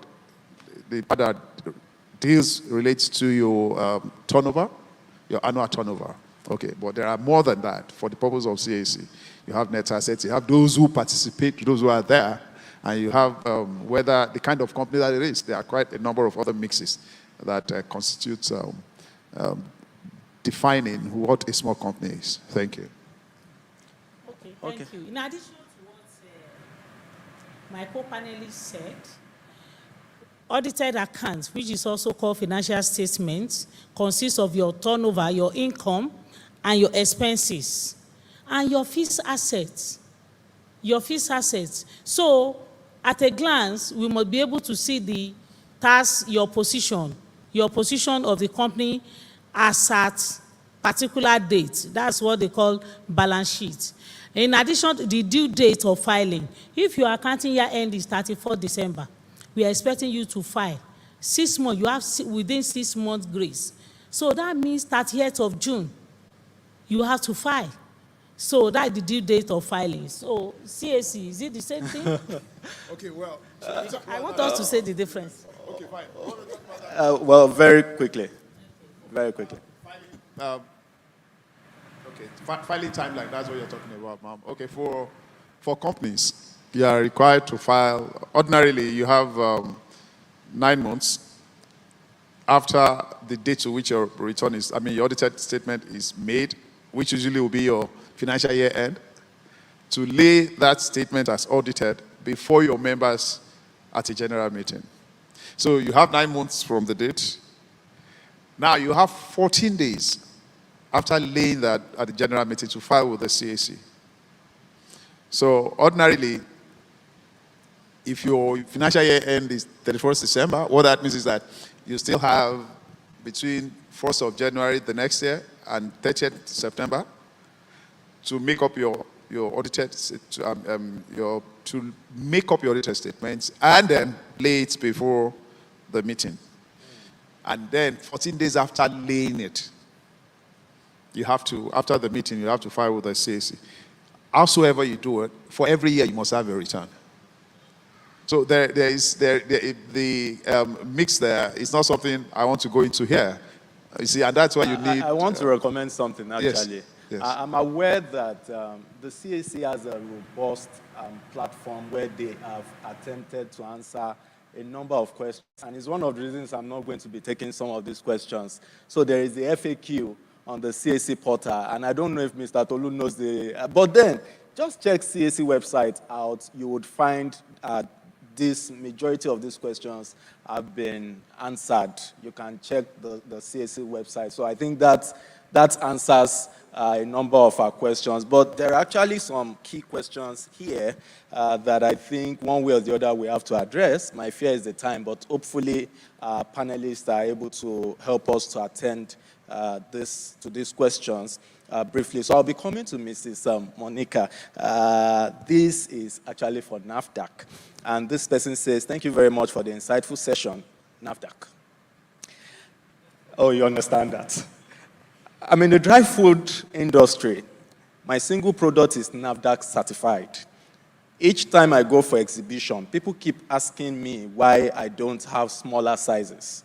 When I tell them I have to go through the ordeal of registration before I can start selling in smaller sizes, they are like, that is not true. And it's rather irrational. They say since it is the same product and the same kind of packaging, there is no need to have to go through registration, the rigors of certification again. Can NAFDAC throw more light on this? And is there a way they also, as an agency, guide to unlearn, relearn, and learn, and blah, blah, as they say, change? I think we already get the gist. Okay. Thank you very much.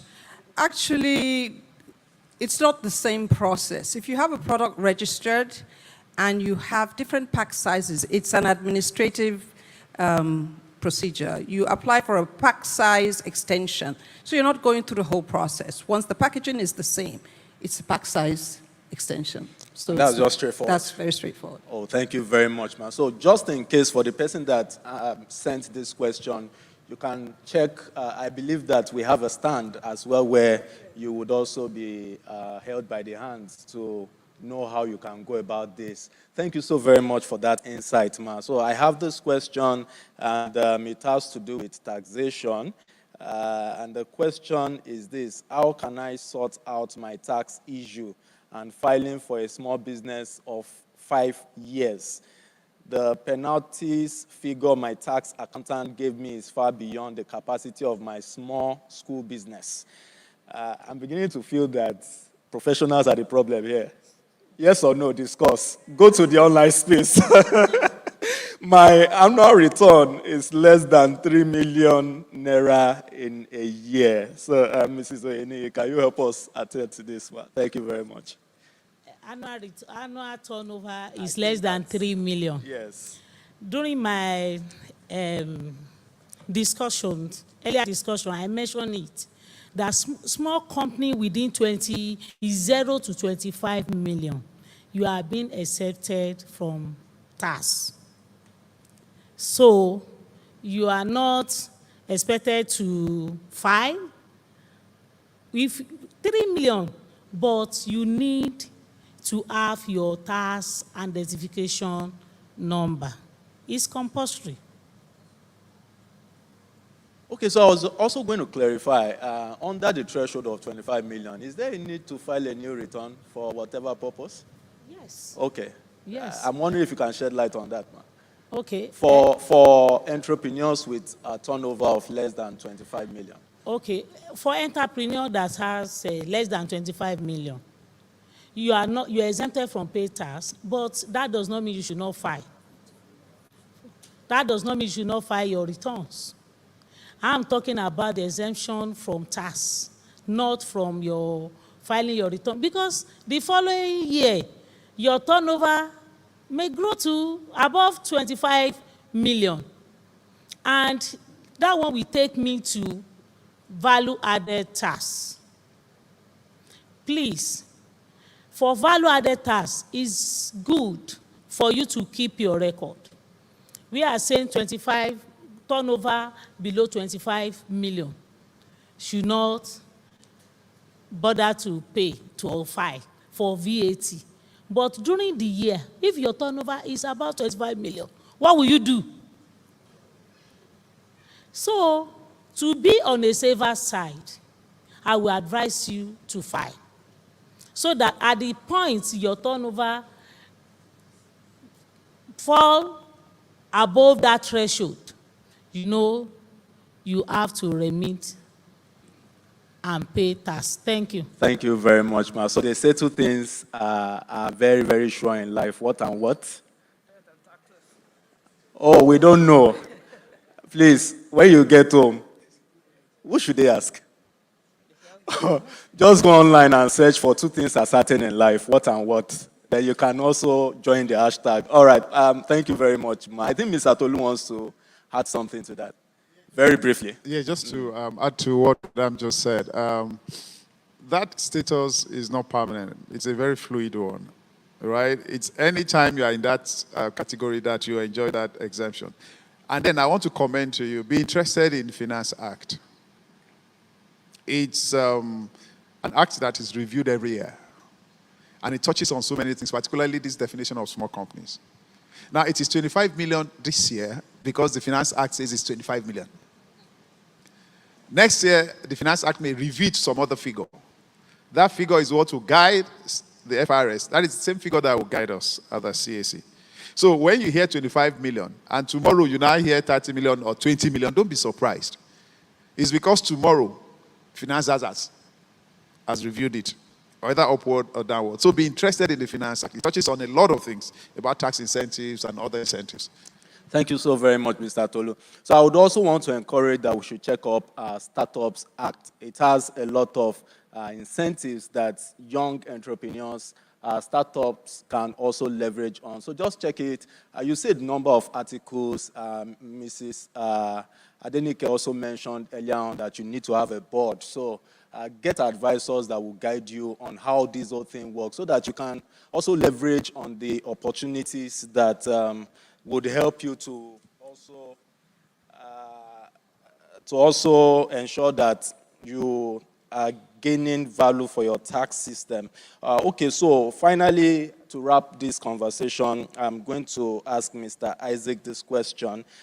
This person is one of our online audience and is asking, how can a typical SME properly set up internal systems to track the changing policies?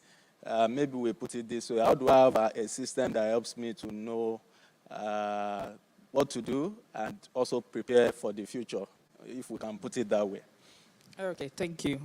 Before I answer that question, I'll quickly just add to the last question. So the person is asking for 5 years, and it's important to quickly mention that the very first Finance Act was of 2019, which came into effect in 2020. So if you look 5 years back, the exemption that has been mentioned will not cover those years before the Finance Act. So yes, there may still be some taxes to pay. That's number one. Number two is the exemption is a little bit not also related to, or let's say is limited only to limited liability companies. So if you set up as a business enterprise, the exemption from company income tax sadly would not apply to you. It will apply to you on the VAT aspect, but not necessarily on your income tax, which is paid to the state revenue authority. Right. Now, to answer the question you've asked, I'm not aware currently if, or I would say I don't know of any software in particular for you to be able to track compliance. However, this is what you could do. There are so many bookkeeping softwares, right, that you can use because Madam Oyeni had mentioned about keeping data, keeping records. So the first thing you need to do is to be able to keep proper records of your activities. Number two, and this is talking to setting up an internal system, okay, for you to track. Number two, we talk about corporate governance. So let's say you have someone on your board who is very knowledgeable in what ought to happen or what you need to do. Imagine you walk up to that person and you present your state of affairs. The person can easily pinpoint to you that, why are you not considering this? Why are you not considering that, right? So you need that. And lastly, as I've also mentioned before, you can either hire an external consultant who looks into your books from time to time, or you have an internal person who is knowledgeable in that field, who is able to go through the books and say, we need to be abreast of this, we need to be abreast of this, we need to be abreast of this. Like I mentioned, compliance is a moving target. My co-panelist from CSA already mentioned, the Finance Act is being reviewed from year to year. So there will be changes from time to time, right? And I understand that business owners want to focus on business, but you must also have an internal mechanism, either something that you outsource to other party or you hire a compliance officer internally, right, at a little cost, who is able to, his job function is to keep eyes on that moving target and constantly advise you as a business owner. Thank you very much, Mr. Isaac. So I'm likewise not aware of any software, but I'm aware that there are relationships you can leverage on, just as Mr. Isaac already said.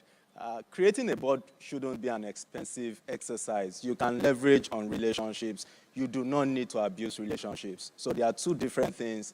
And one of the things I tell entrepreneurs is that if you can sell your passion, if I see what that business is doing to make a positive change, and it's not just we are making money, I think people easily say yes to something that is worth living for. So you can also pick that as one of the things you are taking away from this conversation. So once again, because our time is up, we want to thank our panelists. Thank you so very much for honoring our conversation. For honoring this program. Please, thank you so very much, Mr. Isaac. Thank you, Mrs. Monica. Thank you, Mrs. Oyeni. And thank you, Mr. Tolushonaike. God bless you, and we love you. Please, let's clap for everybody as they take their leave from the platform. Thank you very much.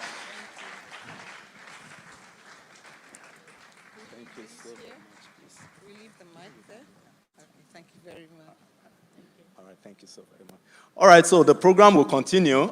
Remember, we are also still going to have a second session, a second panel session, and which will be bringing on board people with experience from the field. So I hope that you would also stay tuned for that. Please let me invite again Yunini to take over. Thank you very much.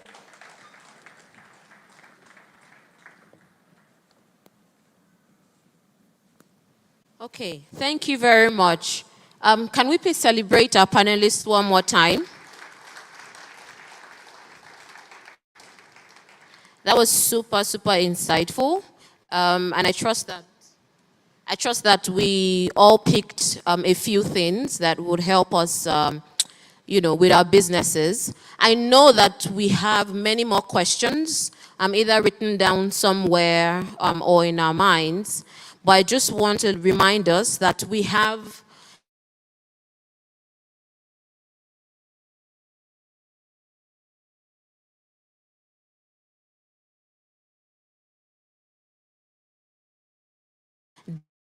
and have one-on-one time.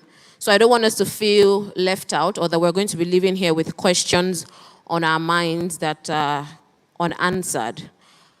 Just another quick update. There's been a slight change. I had earlier announced that we're going to have a general Q&A session. So what we're going to do instead is, just like we saw with the first panel session, questions relating to the theme that was discussed would be taken during the panel session. Okay, and like I said, the ones that are still pending, we would have an opportunity to ask later on. So when we have the second panel session here, we would have the opportunity to ask questions as relating to the topic that would be discussed. And then we also have, just to reiterate, the desks that we have at the back, we can all meet up with. We have the CAC, we have NAFDAC, FIRS, KPMG, and Bumper. So I just, just as we prepare our minds to have this conversation. So before we move on to the second panel session very quickly, as we're running out of time, our keynote speaker, Mrs. Adenike Adeyemi, has a final thought to share with us before she steps out. So I'll just give her a few minutes to share that. I hope I can stay here. Yes, thank you. So just a final roundup point, because sometimes when we hear a lot of the things that we have to do for regulatory compliance, it can be very overwhelming. And I just want to encourage you. It is honestly, unfortunately, part of the journey of entrepreneurship. Two things. What are the two things a lot of business people look for? Number one, just mention. Number one, information, okay. Number two, profit. Number three, money, finance. Number four, you're looking for customers, right? Now, to look for customers, you are trying to access market. Part of next level is you being able to send your product outside of where you are. So Lagos, to be able to send it around. But a lot of us are looking at West African markets and even globally. If you think that complying with NAFDAC is hard, try to export your products and services. When I say export, I'm not saying you put it in a suitcase and somebody is carrying it to you to the UK or Canada, but really that. And part of that means that you have to build the diligence. So, in fact, a few of our entrepreneurs who now send things out of the country, one of the things that they will tell you is they sort of have built the tenacity, having been able to go through the process that they have to go through locally, all the forms, the applications, to understand that even to ship things in ECOWAS region, we thankfully have an AFCTA Act that is coming up that would allow us to also allow Nigerian entrepreneurs and even African entrepreneurs to be able to ship things in the continent. And there's a lot of opportunities there. But that also means you have to read, you have to understand, you have to file, you have to comply. That's number one. Another emphasis, if you're looking for money, a lot of institutional investors, whether banks, whether even people, we give grants at Faith, we give some funding and opportunities. There's certain, all these things, you have to comply with them. Unfortunately so, because if you don't comply with NAFDAC, we don't want a situation where somebody takes your product and then lands in the hospital because you did not follow through certain food safety and quality standards. Last but not the least, I would be remiss if I don't mention there's a Faith Foundation desk at the back. And why I'm saying that is because one of the things we've also done is also to make sure that we set up groups to support our businesses along sectoral areas. Because a number of the issues that have been mentioned, if you're in the hospitality space, there's a whole different issue.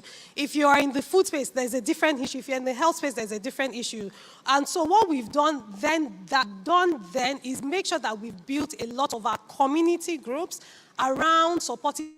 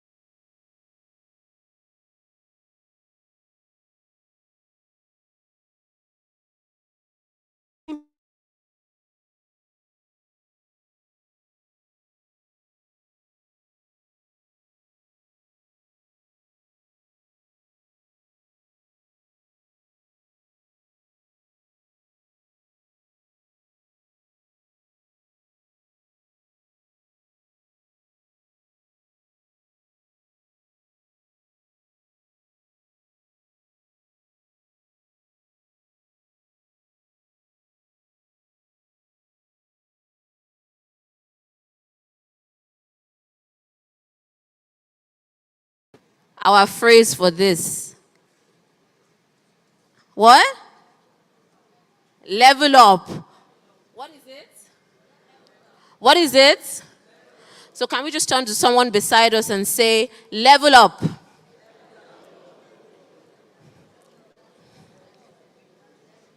Awesome. Okay, so for the second panel session, which would be focused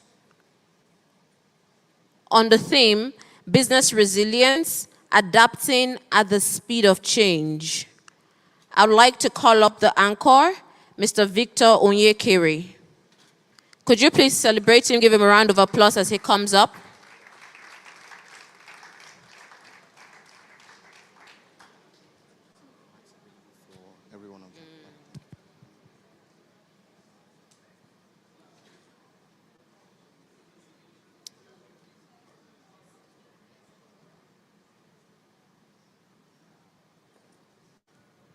All right. I trust we're having a great time.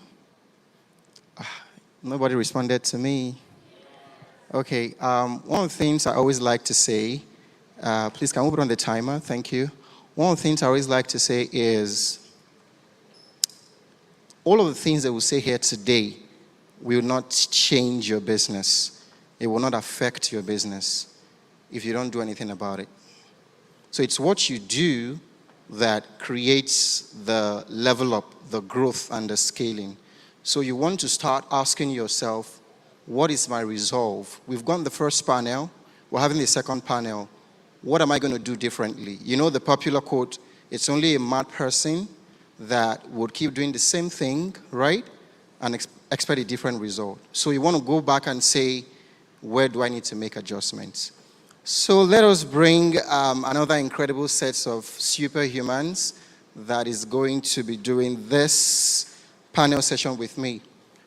So first, we have Mr. Olufemi Olaya. Olufemi Olaya is a business management innovation and entrepreneur executive with more than 22 years of multifaceted experience in personnel management, stakeholder management, marketing, business innovation. He's a serial entrepreneur with 6 startups under his belt. That's something to clap about, please. Let's celebrate Mr. Olufemi. All right. And we have the next panelist, who amazingly still, carries the same name, but of course a different surname. Let's welcome Femi Bejide. Femi is the CEO of Clan Africa, a fintech platform helping thousands of businesses offer buy now, pay later to consumers across Africa, in addition to helping thousands of families pay their rent in monthly installment. Let's celebrate Mr. Femi. And then we have Funta Iboye. Funta is the CEO of 528, a global design, architecture, and property development firm positioned as a catalytic tool for nation building and kingdom advancement. Let's celebrate Funta.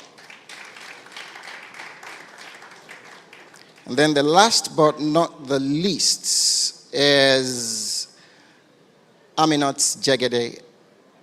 She's an associate director in the Tax, Regulatory, and People Services Division of KPMG Advisory Services, with over 13 years experience in consultancy, taxation, financial analysis, and banking operations. She currently leads the team to deliver exceptional tax compliance and advisory services to companies operating in the Nigeria oil and gas industry. Let's celebrate Aminat. All right, and my humble self. Okay, nobody will clap for me. All right. So before we start, Aminat, it's important to say this so that we don't feel left out. This panel is made up of Fs. So we are the odd people. So I've chosen an F. So guys, I'm Fisayo today for the purpose of this panel because, it has to be Fantastic Five. What do you think?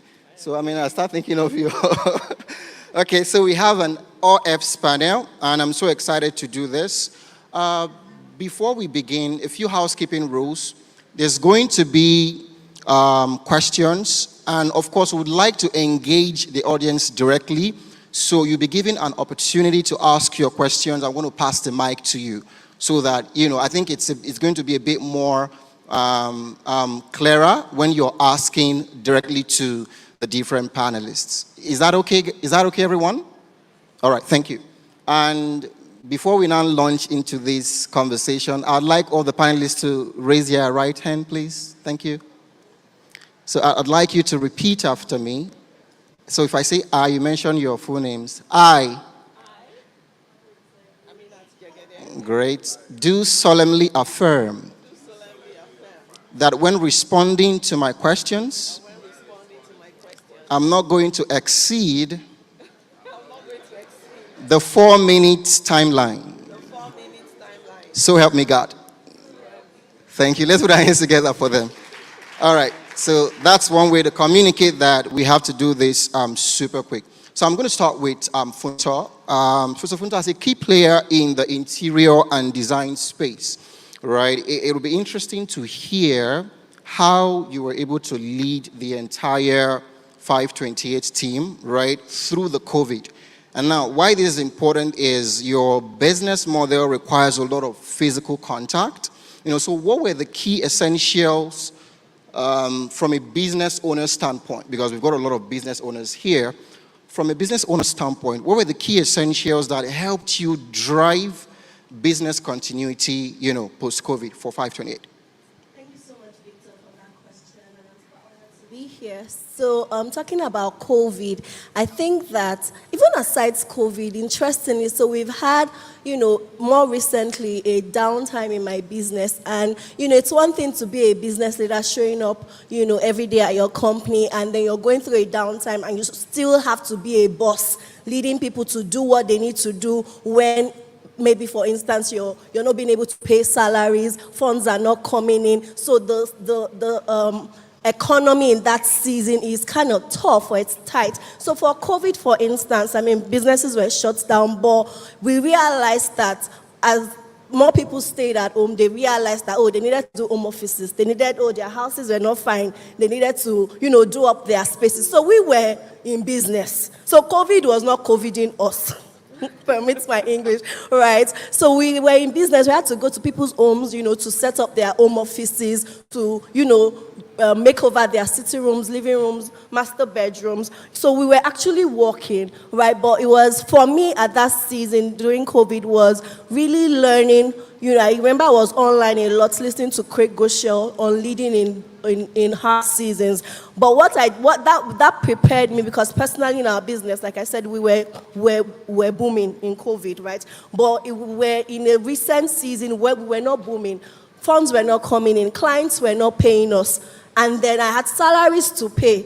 And I still had to show up. We had projects that needed to be done, and I had to show up as a boss and say, okay, guys, I've not paid your salaries for 2 months, but you need to do this, you need to do that, right? So what helped me in that season was understanding that really as a leader, is beyond just people's salaries. People are loyal to you because of how you care for them. So one thing that I'm big on in my business is, yes, the customer is the king, but it's your client, it's your people that make the customers happy. So if your people are not happy, your customers will not be happy, right? So I'm very big on, I'm so people-centric, I'm very big on, taking care of my people. So I realized that in that season when I was not able to pay salaries for 3 months, nobody wanted to resign.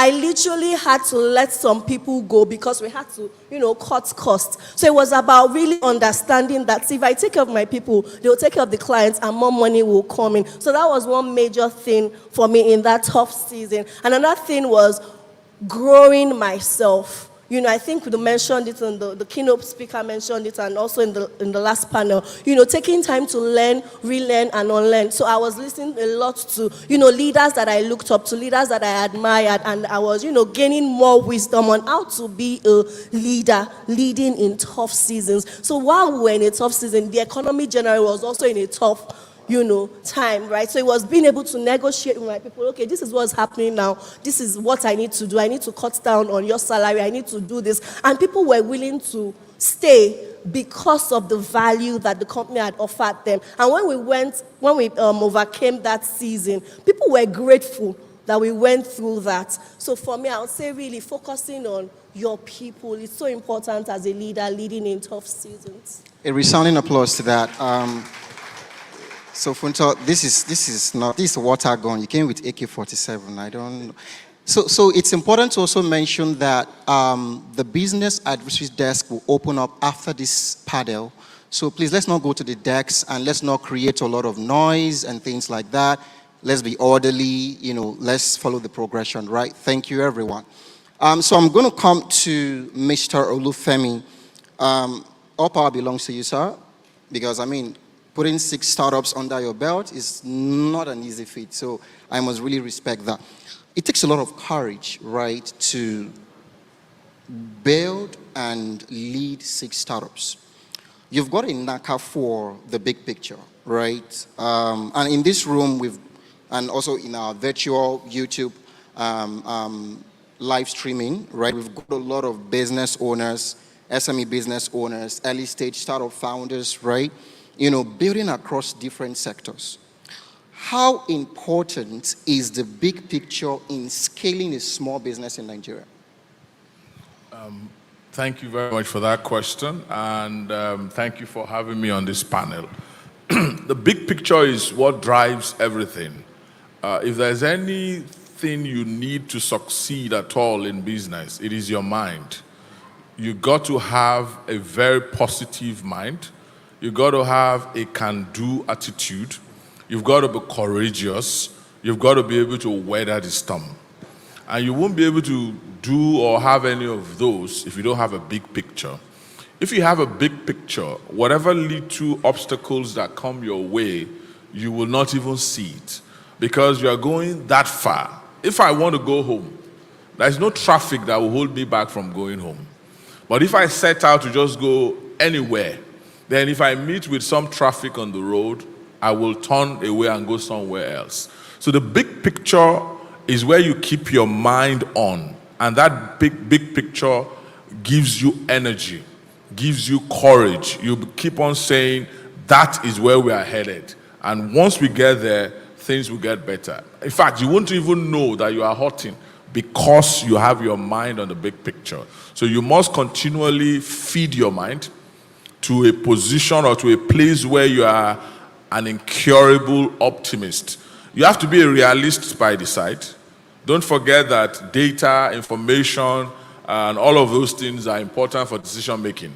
But in all of these things, you must keep your mind, keep the big picture to make you become an incurable optimist. Wow, that was so superb.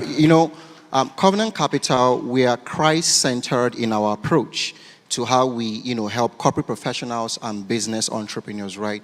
And so it's important that I say, just to accentuate what Mr. Femi said, Habakkuk chapter 2 and verse 3 says, write a vision and make it plain upon table. So it's important that you've got something that you're pursuing, and that sort of like galvanizes everybody in the team, and there's something that, you're looking forward to. So I think it's very important to have that picture, right, and then you're building towards that. Let's move straight to Mr. Femi, right? So Femi, according to International Labour Organization, ILO, SMEs, right, and this was a very, very interesting statistics, right? They contribute 48% of the national gross domestic products.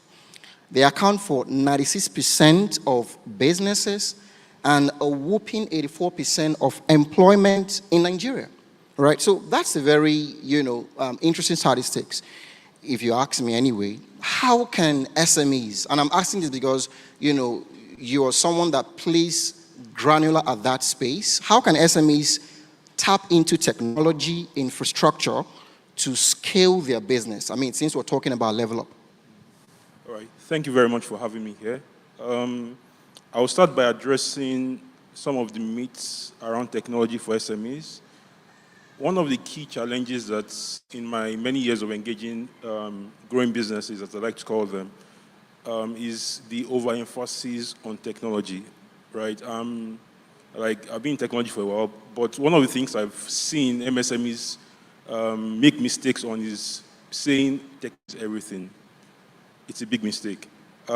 Yes, technology enables you to grow, but one of the things you hear, and I wrote it down here, the first thing people say typically is, I need my own tech.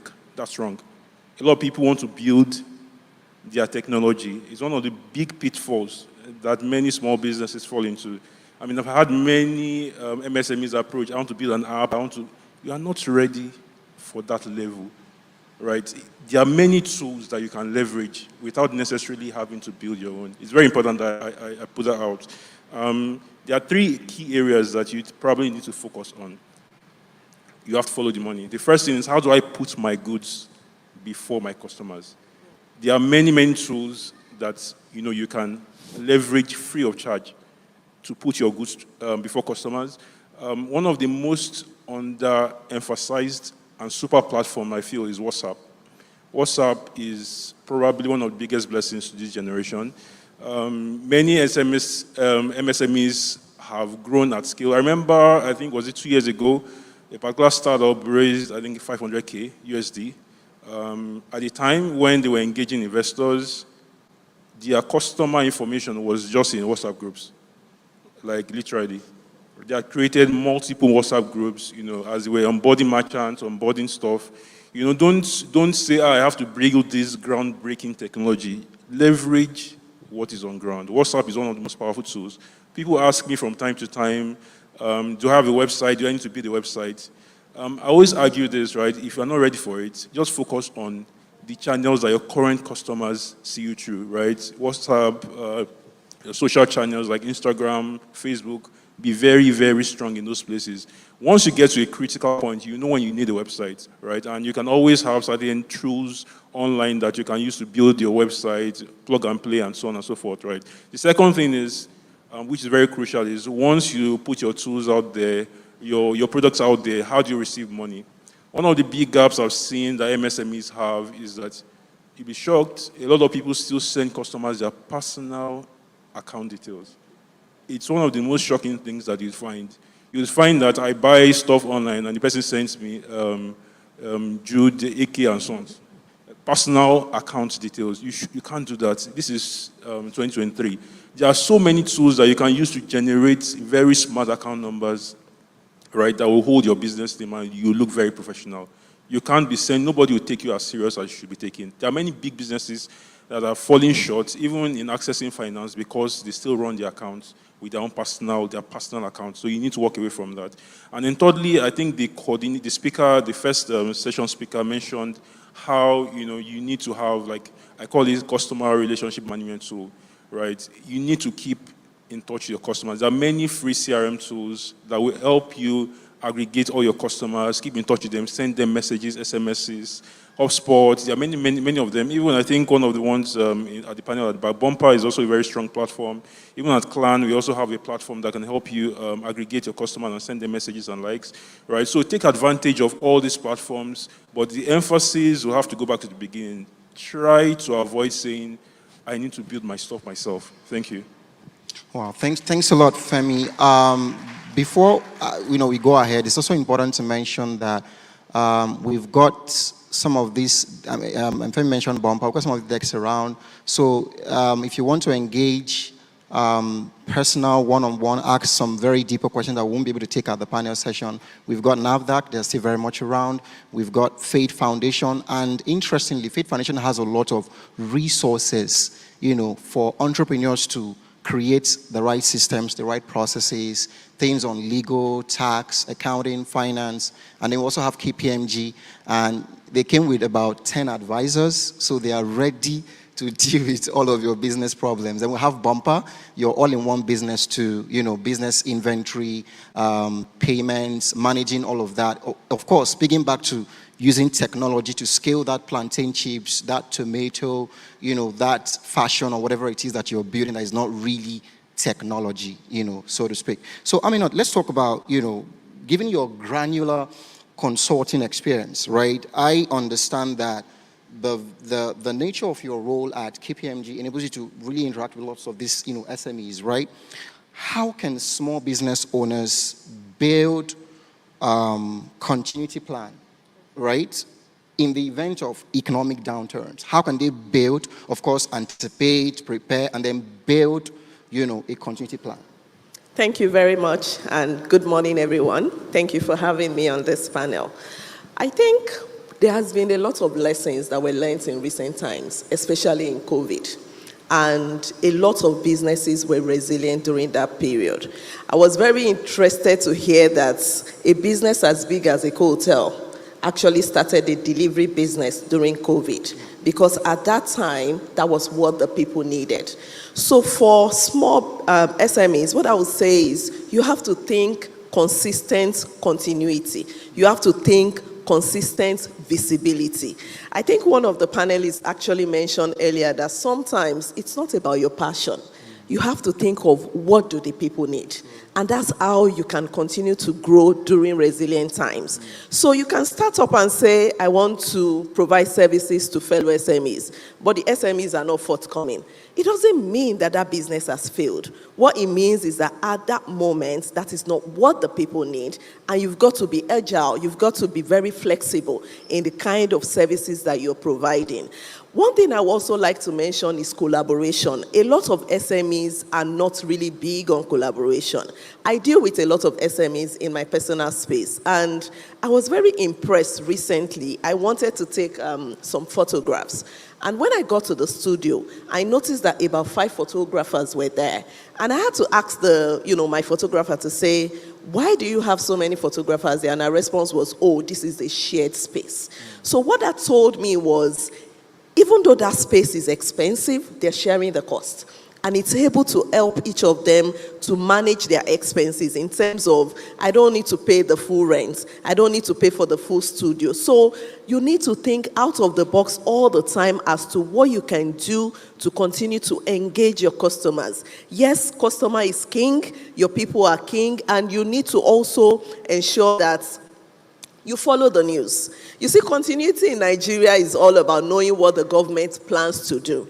They mentioned Finance Act, right? There's a draft 2022 Finance Act. How many people have read it? Because by the time that law gets signed, whatever is included inside is going to affect you as a business. So you need to follow the rules of the land. You need to also understand what is happening in your environment. So yes, there's been a lot of discussions about technology. Mr. Femi mentioned WhatsApp. There was a time when selling was all about Instagram, right? Before WhatsApp came up with the WhatsApp status messages. And now I know a lot of people that are actually making a killing on WhatsApp. I met some chap when I traveled recently. They were selling digital courses. And I was interested, and I asked them that, what platform do you people use to sell this? Guess what? It was WhatsApp.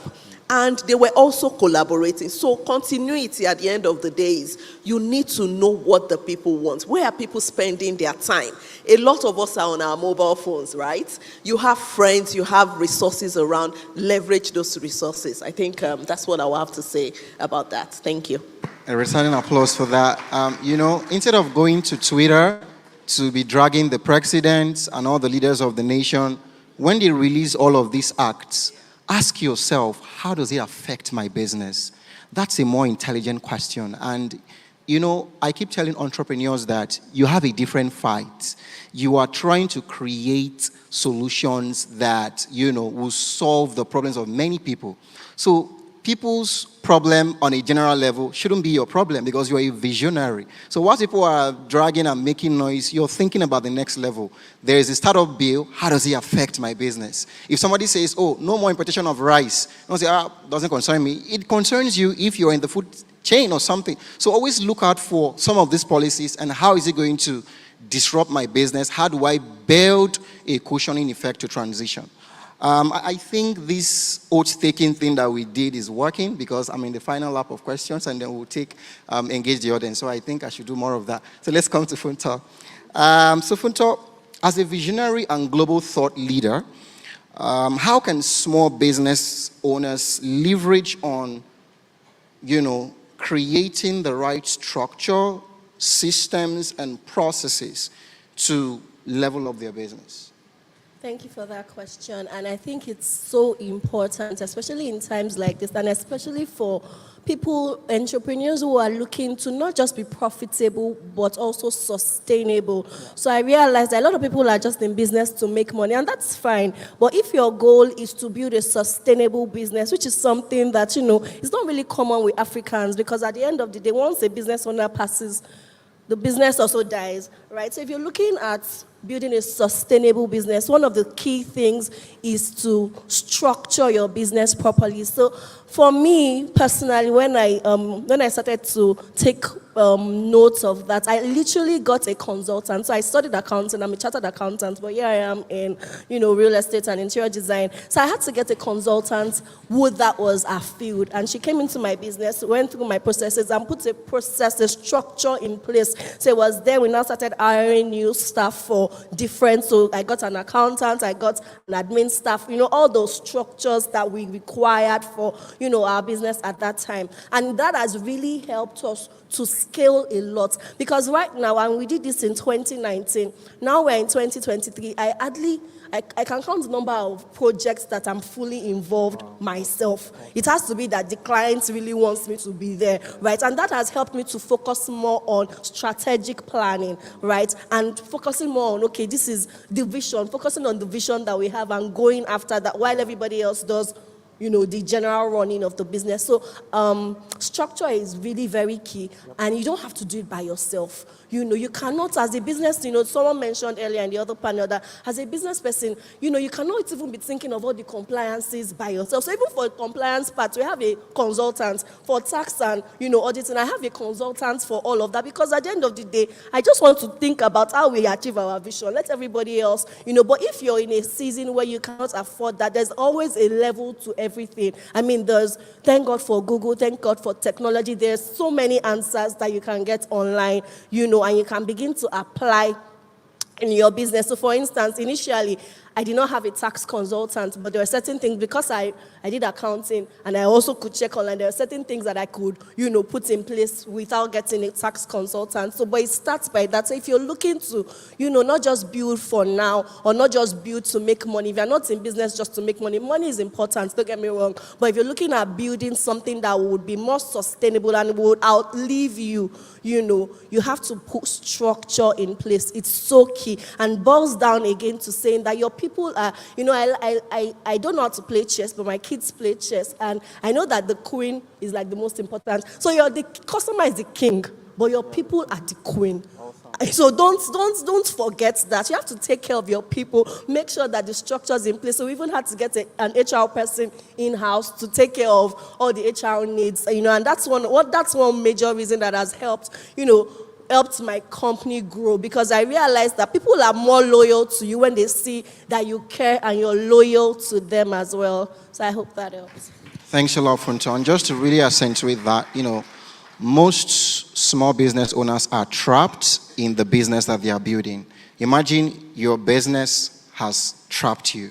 So essentially, you can't escape even for 5 days, 3 days. In fact, once you even leave 1 hour, everything goes back. And this structure thing is not something so ambiguous. What you want to do, what are the repetitive processes? Can we start writing it down? To create a product, number one, for instance, want to make moi, wash the beans, Abby. Number two, do this, grind it. So all of those processes, this is how we produce our moi. Anybody can actually produce that if they look at the process manual. So you don't have to hire a KPMG to come and structure your business at that very early stage because you're just starting out. So start from where you are and then grow and build on that. So let's move back to Olufemi. You want to add something to it? All right, go ahead, please. Yeah, I just wanted to respond to the part where you say you don't have to hire a KPMG. I think I need to correct that notion. And that's because most people think KPMG is expensive and for big people. But guess what? We actually have programs for SMEs because we also know that you are a startup. We know that you are just starting your business. So, of course, we're going to come to that level of these are people that have a particular, will I say, price points at this time, and our expectation is that we will grow with you. All right? Thank you. So that said, by Monday, right? Just go to KPMG, use the coupon code Covenant Capital. It's for free. All You right. can ask for me, I'll answer you. Awesome. So, Olufemi, let's talk about change management, right? Olufemi, this is for you. Let's talk about change management. One policy, we talked about that at the first panel. One policy at the federal and state level can send a business 6 feet below. Just takes one policy. So, and it can also cripple the sustainability of that business. And if you cannot sustain growth at a certain level, how do you even want to transition and scale? So how can SME business owners prepare and adapt to these unforeseen changes? It is one thing that, someone says something that you don't prepare for war inside the war. You're already late. So before it happens, how can they build that, adaptability to be able to foresee it, prepare for it, just so that when it happens, there's that soft landing to move on? Let me try to answer this by adding some more information or some more thoughts to the first question which you asked me, which has to do with your big picture. Your big picture, put it another way, is like a vision, or wherever it is that you think you want to go. Wherever you are, that big picture has to keep expanding. You need to understand that, because if you started a business at the back of your room, in your garage, for instance, your thought might be, I want this business to be able to pick my bills. By the time the business begins to pick your bills, you need to expand that outlook again to say, I would like to pay salaries regularly. I give you an example. When we started our business, I started with, I had done business, by trying to go at it by myself. It didn't give me the kind of money I wanted. I tried to get people to join. When the business got to a point, we had a fallout. So the third way I went at it is to now say, you know what, I need to look for people who are competent, who can think at my level. But then I can't pay them. So I got those people and I started offering shareholding in the business for us to be able to move on. And I also realized, because my career has been in sales and marketing, I realized that if I must lead this business to the kind of place, or these businesses to where I want them to go, I have to change from being a sales and marketing person to being a business leader. So being a business leader is different. As a salesperson, you want to go out, you want to meet people, you want to close the deal and bring it home. But who is going to make sure the processes, the policies, the people are well managed? Someone has to do that. That's the job for the CEO. So I had to begin to change myself first to become a CEO rather than be a salesperson. Now, when it comes to change, you have to be ahead of everybody that is following you, right? Because you have to be able to see it before it happens. And therefore, educating your mind is the first principal thing for you as a leader. And one of the things that we do is we do not miss conferences, global conferences that affects our industry. We will save up the money and go for it. I remember there was one we wanted to attend, and one of my colleagues said, Oga, do we have money for this? I said, there's enough money for 2 of us to go to this conference now. We have to go. So we went, we learned, we were able to see what is coming, and then came back home and tried to prepare the business for what is coming. Now, you might not be able to afford going abroad to see what is happening on a global scale. This is Covenant Capital SME. I'm sure, even for myself, who has been an entrepreneur for a while, look, my note is full. I rarely take notes because I read a lot. But today, in terms of regulatory compliances, I'm like, oh, really? All these things are happening. And don't get something wrong. I ran a publicly quoted company. I was the group managing director of Afromedia PLC, which was a publicly quoted company. So I was exposed to corporate governance and all of that. Then, when it comes to all these rules, because I know about compliances and all that, but all these policy-making organs begin to open my mind and begin to give me new thoughts, new ideas of what needs to be done and what I need to even pay attention to as an SME. So for you to be able to notice or catch changes, you cannot but join or attend conferences, whether local or global. If what you can afford right now is local, find out about conferences where they are going on and attend them. Because what you find is intelligent people are coming together to put their thoughts on the table. And when these thoughts begin to meet, they begin to create a higher level of thinking that you can take back home to affect your business. So change is not going to happen to you if all you do is bury your head in your business, fighting fires all the time, trying to find customers, trying to pay the bills and all of that. You must constantly find a place, apart from your own personal reading or personal development. Let me say this very quickly, because I think it's 4 minutes, yeah?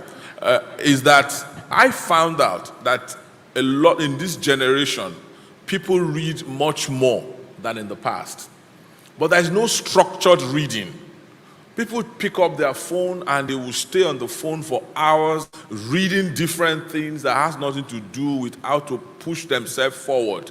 I think you need to structure your reading. Every year I take some time out and try to look at which part of my skills do I need to develop now for the next phase of the organization, because leadership is everything. If you as a leader, you are thinking like this, nobody is going to think above you. Even if they have ideas above you, you will not see it. And it doesn't take long, because people like to say, oh, surround yourself with people who are smarter than you. Okay. If you are not smart enough to see the man's smartness, then you would lose it. You will lose that man. Because if I keep on talking to a man to say this is the future of this business, and he has not seen it, he cannot see it, he has refused to see it, then I can see trouble coming. Do you think I'm still going to stay inside that bus? I better go and look for another boss. So you as a leader, if you want to implement change, you must be that person who is consuming information, data. When people tell you something, you can hear what they have not said, and then you can now lead them in the direction that they must go. Well, that's quite insightful. I'd crave the indulgence of the ushers to just be on standby, because we're going to come into the audience quickly. So if you have questions, you might want to signify to an usher. We'll just take around the final two. So let's come to Femi before we wrap it up with Aminat. So Femi, you've done an incredible work in the financial services sector. And I see that you're pulling a lot of weight with Clan Africa, right? And you've, excellently displayed a lot of grit, a lot of tenacity, right? How, do you think small business owners or even early stage startup founders who are, seated here today and listening virtually, how can they create that culture? Because I believe that it's a culture first before it becomes a behavior. So how do they create that culture of resiliency and adaptability in business? And this question is very important to you because financial services space, it's equals to premium wahala in the country, if you know what I'm talking about. Yeah. All right, thanks. So I feel that one of the key things that small businesses or growing businesses need to focus on, and I'm happy all the panelists have mentioned this explicitly, is building a very strong team.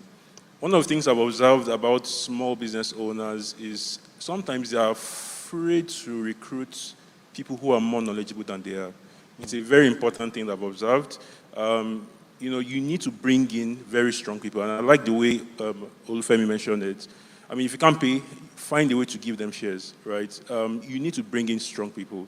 You can never grow above the strength or the quality of your team. Impossible, right? So that's the first thing. In area of building resilience, you need a resilient team. The second area is around collaboration, and almost every panelist had mentioned this.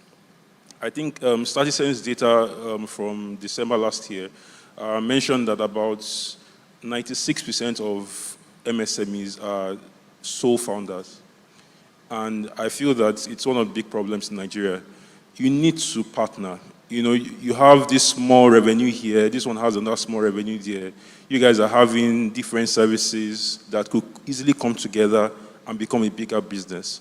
In Nigeria, it's one of the biggest problems. Having myself, my son, and limited, you know, we need to evolve very quickly from that. We need to collaborate.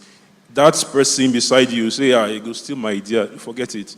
The idea is not the most important in execution, right? So you need to find collaborators that can quickly execute and take your business to the next level. One of the other areas that you could build serious resilience in is in how you organize your finances and access to credit. A lot of people say credit, they look at credit as something very, very negative. Credit is one of the most powerful things you can access. I don't see any significant growth that you can attain if you can use other people's money. And that's what credit simply is, you know. But you need that fiscal diligence in terms of how you account, how you put in your funds, how money comes in, how money goes out, so that when you approach a bank or a fintech to offer you credit, you'll be in the best position to access that. And for the sake of this meeting, my team would agree that we'll be offering about 10 businesses here in partnership with some banks, 0 interest loans for 6 months, as long as you have the compliance that some of these other people have mentioned, very important. But we'll give a 6-month loan of up to 500K for 10 businesses who will use this, and then they can grow again to the next level, afford, access higher amounts, and so on. So you must be, your books have to be ready to be able to access credit, and you have to be fiscally responsible. Another thing that I'll be mentioning that will also help you build that resilience is that you must be able to pivot very fast. Many people say, I received this idea from God, and then it has to stay that way. Who says that? Once you receive that idea and you hit repeated bottlenecks, I always tell my team, stop hitting your head against the wall. It might just be that you need to turn your head to the other door. So once you find that that Zobo you are selling, you know, is going down, you need to add something else. You need to pivot, right? Many businesses have died because they've stayed to that same one idea they started with. You need to evolve very quickly. And then finally, I always say this, Nigeria needs SMEs like they've ever needed before. A big case in study is Bangladesh. Bangladesh, 10 years ago, had half Nigeria's GDP. Right, 10 years after, they've cantapped us. Those are play table tennis, you understand. They've met us, right? And one of the things that Bangladesh focused on was empowering MSMEs, right? Especially they pivoted into the manufacturing sector where they allowed people in textiles and the likes and are involved the rest of the world, and they've grown. So MSMEs, this time where it seems like globally things are going to be hard, it's actually the best time to start something. And because, as Warren Buffett would say, it is when people are fearful that you need to get greedy. When people are greedy, you need to get fearful, which means that when people are saying, don't start, that's when you need to start. Right, so thank you very much. Awesome. I was talking to, an SME business owner. I said, you are a small business owner. I said, God forbid, I'm a big business owner. So let me encourage everyone. The small there, basically, it's really about, turnover and things like that, structure. It's not really about how big your business is. So you can actually have a big vision, but you are still at that. Of course, we all became kindergartens before we became adults. So you can't say, no, I'm an adult when you're a kindergarten, right? So, but it's very important to also know that you contribute to more than 40% of Nigeria's GDP. So it's something we need lots of SMEs to spring up. I hope your questions are ready. The final question, final lap of this rounds of questions. So I'm going to just accentuate from what Femi said. And Funto touched really, it's clear that Funto is very big on people, right? Having the right people and taking care of your people, right? I think it's an instruction, for someone here. So let me ask, what are the top 2 things to look out for when hiring people? Because bringing people into a system, right, determines the longevity and how that system will grow. At the end, I keep telling people that if you don't have a certain culture in place, when people come in, they come in with their own culture, and then you have culture conflicts. They bring their own values into your organization, and then they turn it upside down. So how do you attract the right talent? I mean, don't speak to Femi. He's doing millions of, hundreds of millions, right? So speak to someone that is just starting out. How can I hire my first 2, 3, 4, 5 people? What are the top 2 things to look out for? Okay. I think it's very interesting that you asked me that question, because even my colleagues over there will tell you that Aminat is a people person. But before I answer your question, I just wanted to say something to the SMEs here. The truth is, every business started small. And I'll give you an example. Facebook. We all know how Facebook started, right? It was just 2 college students. They decided to create a program for people in their university. Now we're talking about an app that is global, that reaches billions of people. In addition to that, they ventured into other businesses. So the essence of saying that is to say, all companies start small, right? Just keep grinding, and before you know it, with your passion, with your hard work, you will become very big. Now, to respond to your question about people, I think one thing that is very clear when you're dealing with human beings is that relationship is important. Some people will tell you that when I meet someone for the first time, if we don't gel within the first 2 minutes, I know that it's not going to work between us. Guess what? You also have to take that into consideration for your businesses. For those of us that have attended interviews here, they will tell you that it's all about the first few minutes of making an impression. So when you are interviewing someone and you ask them some critical questions that are important to your business, you have to pay attention to how they are responding. At KPMG, because we are people-centric, one of the things we say is we are looking for people that are trainable, because we know that we can easily train you. We are looking for people with good attributes, good humans, because guess what? There are some things you cannot train someone to do. Somebody that is passionate will always be passionate. Someone that is not passionate, you cannot train someone without passion to be passionate. So you know what is critical to your business. If your business is clients, facing, customer interaction, you need someone that is cheerful. You need someone that as you're talking to them, they are smiling. Like we say in Nigeria, you need someone that will not carry all their problems on their face, because the way you interact with people matters a lot. So that's the first thing. And like Funto mentioned, you cannot do it alone. So you need someone that shares your vision. You need leading questions that will give you an indication of what this person feels about your business. Now, imagine if you're selling, say, we've been using the example of Zobo all the time. Imagine if you're selling Zobo, right? And the first thing, if the person comes in, the first question you ask is, do you like Zobo? And the person says no. Please tell me, if the person does not even like the product you're selling, how are they going to push it? Which is why they will tell you that to bring people into your business, they need to have some, buy-in into your vision. They need to have some relationship with what you try to do. For a service-minded person, you need someone that understands that service that you're trying to, impact on others. When he was talking about financial services, imagine if he's partnering with someone that believes, I can't give loans to anyone, right? Because I know they will not pay back. That person will not function well in a commercial service or in a financial service environment. So in looking out for people, you need to, I know it's not something that is easy. I know it's not something that is that is easy to decipher.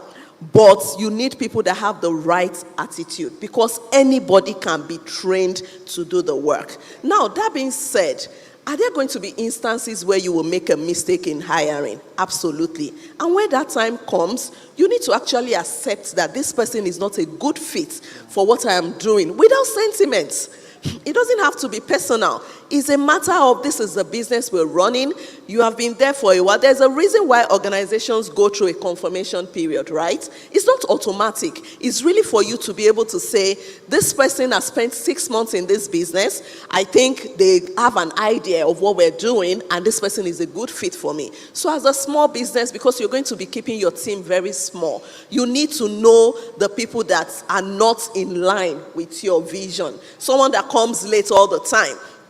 someone that customers are complaining about, you need to be able to make that decision without sentiment to say this is not a good fit. So if I'm going to summarize it, you need someone with a good attitude that can be trained, to do the job, and you need someone that is empathetic, because dealing with people, you need a lot of empathy. Thank you.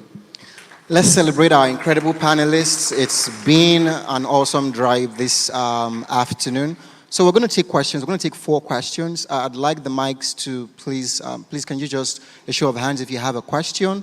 Housekeeping rules concerning the question. The panelists have 2 minutes, 30 seconds to respond to a question.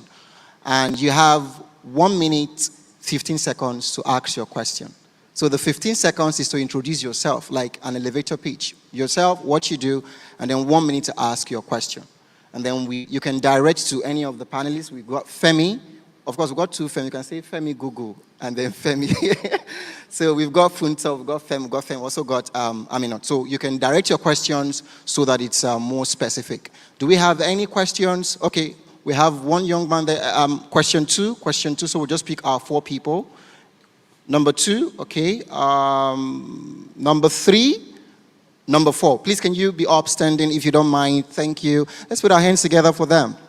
All right, so number 1. Let's have number 1. Can we have the microphone to them? Ushers, can we get a mic to? Okay, great. Oh, okay, we can start with him. So the mic is already there. So yeah, let's start with him. Then we just go all the way down. Please go ahead, sir. All right. Good afternoon, everyone. I am Ami Obadara, and I have a business in the pipeline into business consulting, IWE. So basically, I'm here to learn about things I'm supposed to put in place before actually going into the business, like preparation. So when Mr. Femi there was talking, he made mention of the fact that you don't actually have to build everything from the scratch. You need to leverage on some platforms. So, okay, I have an engineering background, and I want to switch into management as an entrepreneur. So I would like you to please expound or give examples of some business tools or platforms that can be of help. Thank you. Femi? All right. Thanks for that question. I would say that first, the product that you're trying to build, you need to have it ready, right? Because before you even start, you must have something you want to sell. So in pivoting into that area of management, there are many productivity tools, and I think we mentioned a few of them, depending on which area. So for accounting, for example, there are a few accounting as a service platforms that are springing up. I think Accountia, for example, is a startup that helps in that accounting as a service. So you probably don't need to hire one person. You could go in that direction. For a business platform, for example, CRM, where you need to be able to gather all your customers, there are freemium models on platforms like HubSpot, for example, and I think also Bumper at the back also offers a similar service that can help you with your CRM for managing your early customers. But, I would say that don't worry about many of these things. Now, just get your product ready and be a hustler. Once you hit the road, and you will start knowing what you need to do. That's what I always tell entrepreneurs. Just have the hustling spirit, hit the road, and then you start understanding what you need to do next. And when you get to that point, all these tools become very relevant to you. Thank you. All right, let's have number 2. Please, if you raise your hands earlier, justice is important, so we don't have other people. So let's move to that where, did you raise your hand before? What number did I give you? Number 3. Okay, so where's number 2? So where's the other person there? There was somebody, a lady there before. I just want to be sure it's the same people. That's you, right? So please hold on. Let's go the 4, so that we don't give the wrong people, the people who didn't raise their hands before. All right, so let's go ahead, please. Thank you very much. My name is Felix Onka. I think the Zobo discussion is all about me. Congrats. Because I'm actually into Zobo-related business. I run a food bar business, smoothies, juices, tiger nuts, and and Zobo. And my question, I'm trying to direct it to Mr. Femi, actually. When he was speaking, he made a mention of readiness to support anyone that meets the compliance criteria that was mentioned. And I would want to know how I will get on board to meet all of those things. And then, secondly, maybe to just to the panelists generally, trying to manage business. When I started, not knowing exactly, not exactly how I wanted to start it, but there is this temptation of look for a job since what you're looking forward to, you don't have enough capital to actually do the business the way you want to do it. So I'm using this avenue as an opportunity to ask questions, any suggestion on how to manage such thing. Thank you. Who wants to take it? Funta, you want to take it? Okay, Funta, then maybe, yeah. Okay. All right. Funta, please, over to you. Funta, take If I get him right, the question is on how to stay in business without, answering the thoughts of getting a job. So I think that when you start, that question is, it's normal. Like, if you just be asking, who sent me message? Like, who sent me? So it's a normal, I'm sure if you ask most people here, they've also had that thought. But, first of all, understanding your why.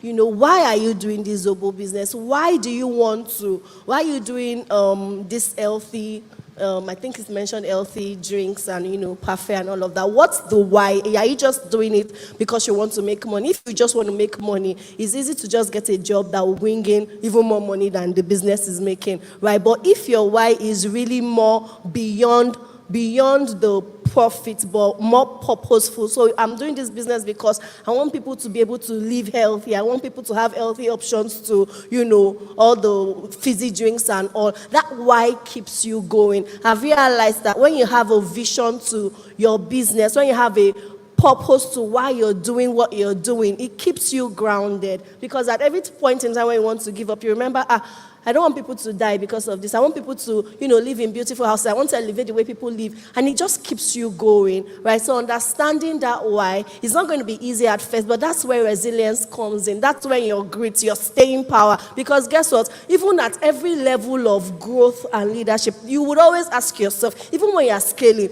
We recently scaled from just interior design to, property development. And then after going through so much, I'm like, who even sent me this message? So there will always be points in the lifetime of your business where you actually ask yourself that question. But it's in those seasons or in those times where you build resilience, where your grit comes to show your staying power, and that's really what it is to be an entrepreneur, that you're someone who stays regardless of, someone mentioned earlier about being bold and courageous. That's really what it is, I hope that helps.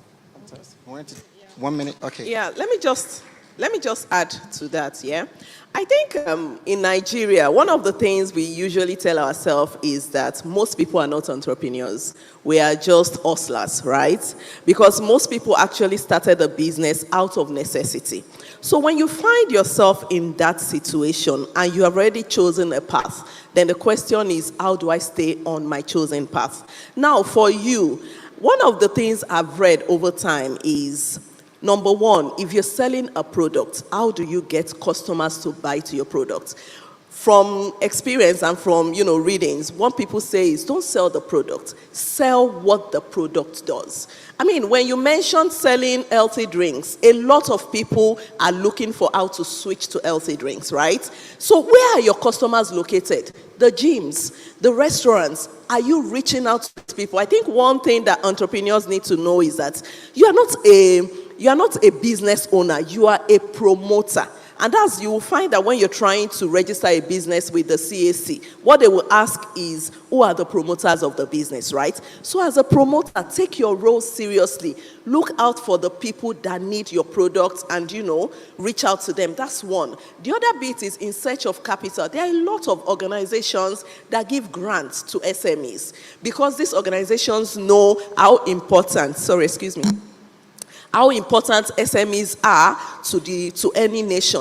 Look out for these grants. Look out for these free credits. I know Lagos State was doing something at a point. How do I access it? And like they said, it's important to be compliant, because all these organizations will ask you for a business plan, they will ask you for your tax clearance certificate, your registration, and the like. So when you put all of that together, you will keep soaring. I know there will be instances where there would be some challenges, but if you keep your goal in mind and you have the big picture, like Femi said, in mind, then when those tough times come, you definitely overcome. Thank you.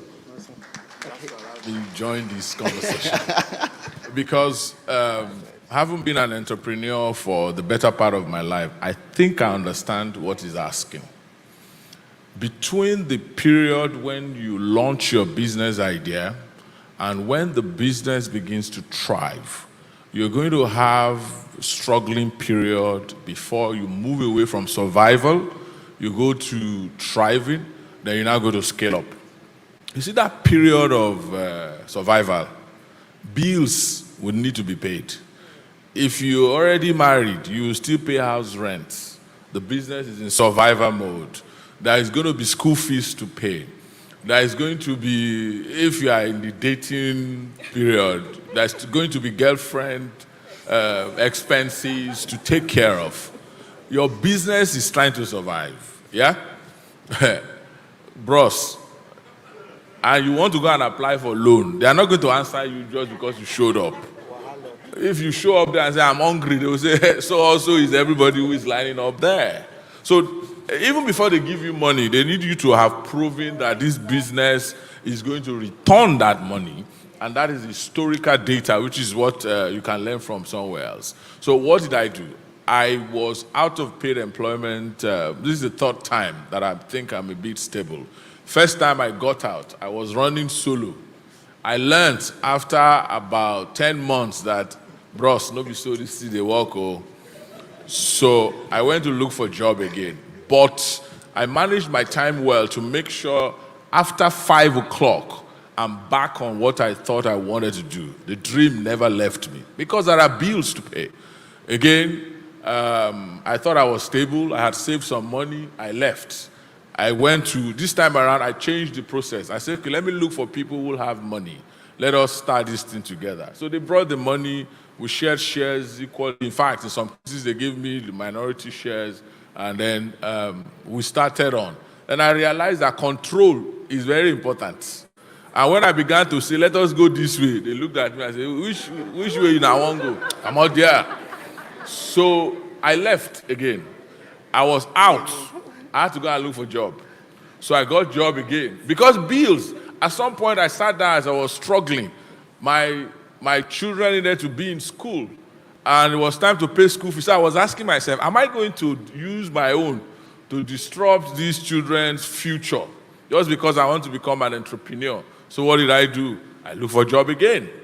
But then, after a while, I was able to help them stabilize. After a while, I negotiated days off to say, you know what, I will come to work twice a week because now I have put things in place for you. I will go and work on my own business. So I hired an office somewhere. So I will work 2-3 days here. I will go and work 2-3 days in my own place. In fact, I had a couch there. Once I come, I first of all will nap to be able to catch my energy and then keep going on. So it was later on I realized that I was thinking all by myself. This thing is not working. I need people who can think at my level. And I began to look around, shop around, and I find great people. Look, one time one of them asked me and said, what do you think is your greatest achievement so far as an entrepreneur? And I said, me, with no money, I brought these 4 of you together. Master's degree holder. I said, that is the biggest achievement, that I was able to convince you to come and let us go and start something without offering money. We just had shares and we said as we go on. In fact, I remember the first time I said to one of the businesses, I said, let us take allowances just for phone bills. And I said it's 20,000 naira. Was it 20,000 naira now or so that we are going to share? That was fight. The business cannot support it. I say, oh, you have little faith. Let us just continue in this direction. And today we will sometimes have millions of naira to share as dividend at the end of. Sometimes we just say, it looks like we are broke, we have cash. We will declare dividend. Our accountant came and said, you cannot be declaring dividend like that. I said, is it your business? We will declare dividend anytime we want to declare it. It's not your business. Don't worry about it. We are happy. Because we have come through a process of survival. We have entered into the realm of thriving. What we are now looking for is how to scale up. And we're also trying to scale up using the money from the business.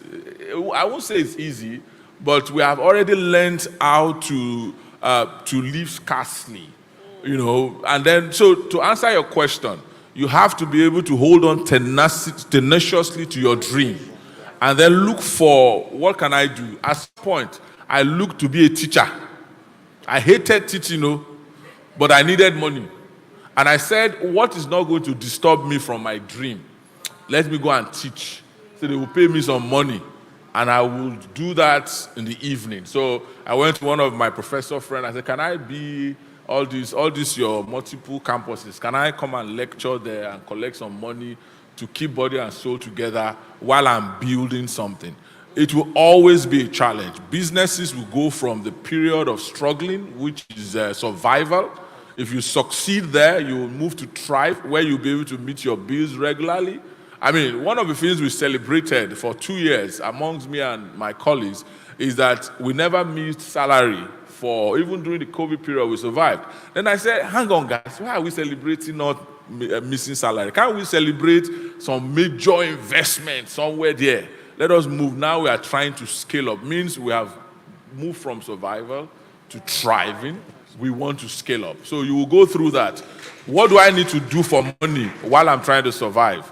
Should be something that will not disturb whatever it is you are doing presently. Thank you. Awesome. Finally, bills is not your mate, actually, right? So you need to understand that bills is not your mate, and you need to put all of those things in place. Because I'm a man under authority, right, I want to crave our indulgence. We've got about 3 more questions. I know we're itching to engage all of the government agencies and then ask our questions. Please, I'd like to crave your indulgence for another 10 minutes, so we'll just take all these questions. I think it would be unfair that we have this conversation and then you're not talking back to us, right?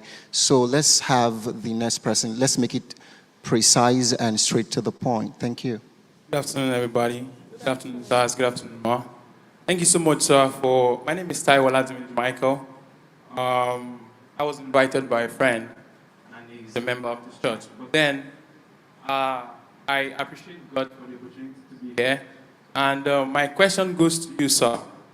And for the fact that you just mentioned scaling up, that's looking at the big picture, thinking out of the box, projecting what has not been, and figuring how you can eventually meet your goals. That's exactly where my question comes from, sir. Because I was trained to be a creative thinker, a problem solver, as per my discipline. And I have some people that are trying to do something for themselves, and they look up to me to give them things that they could work on and stuff like that. Sir, this is my question. As a small, medium-scale enterprise, trying to grow, trying to make it big, trying to scale up, like the word you have just used. So what are those major pros and cons that is needed for expansion for any SME? Thank you, sir.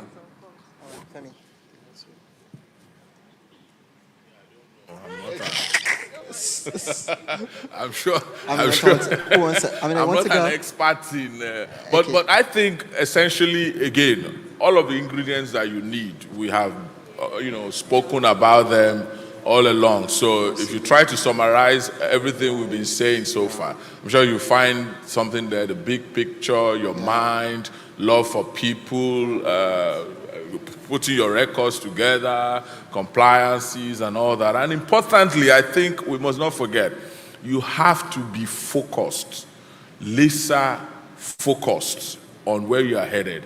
And you need to also know how to quickly look at the business and say, this thing is not working.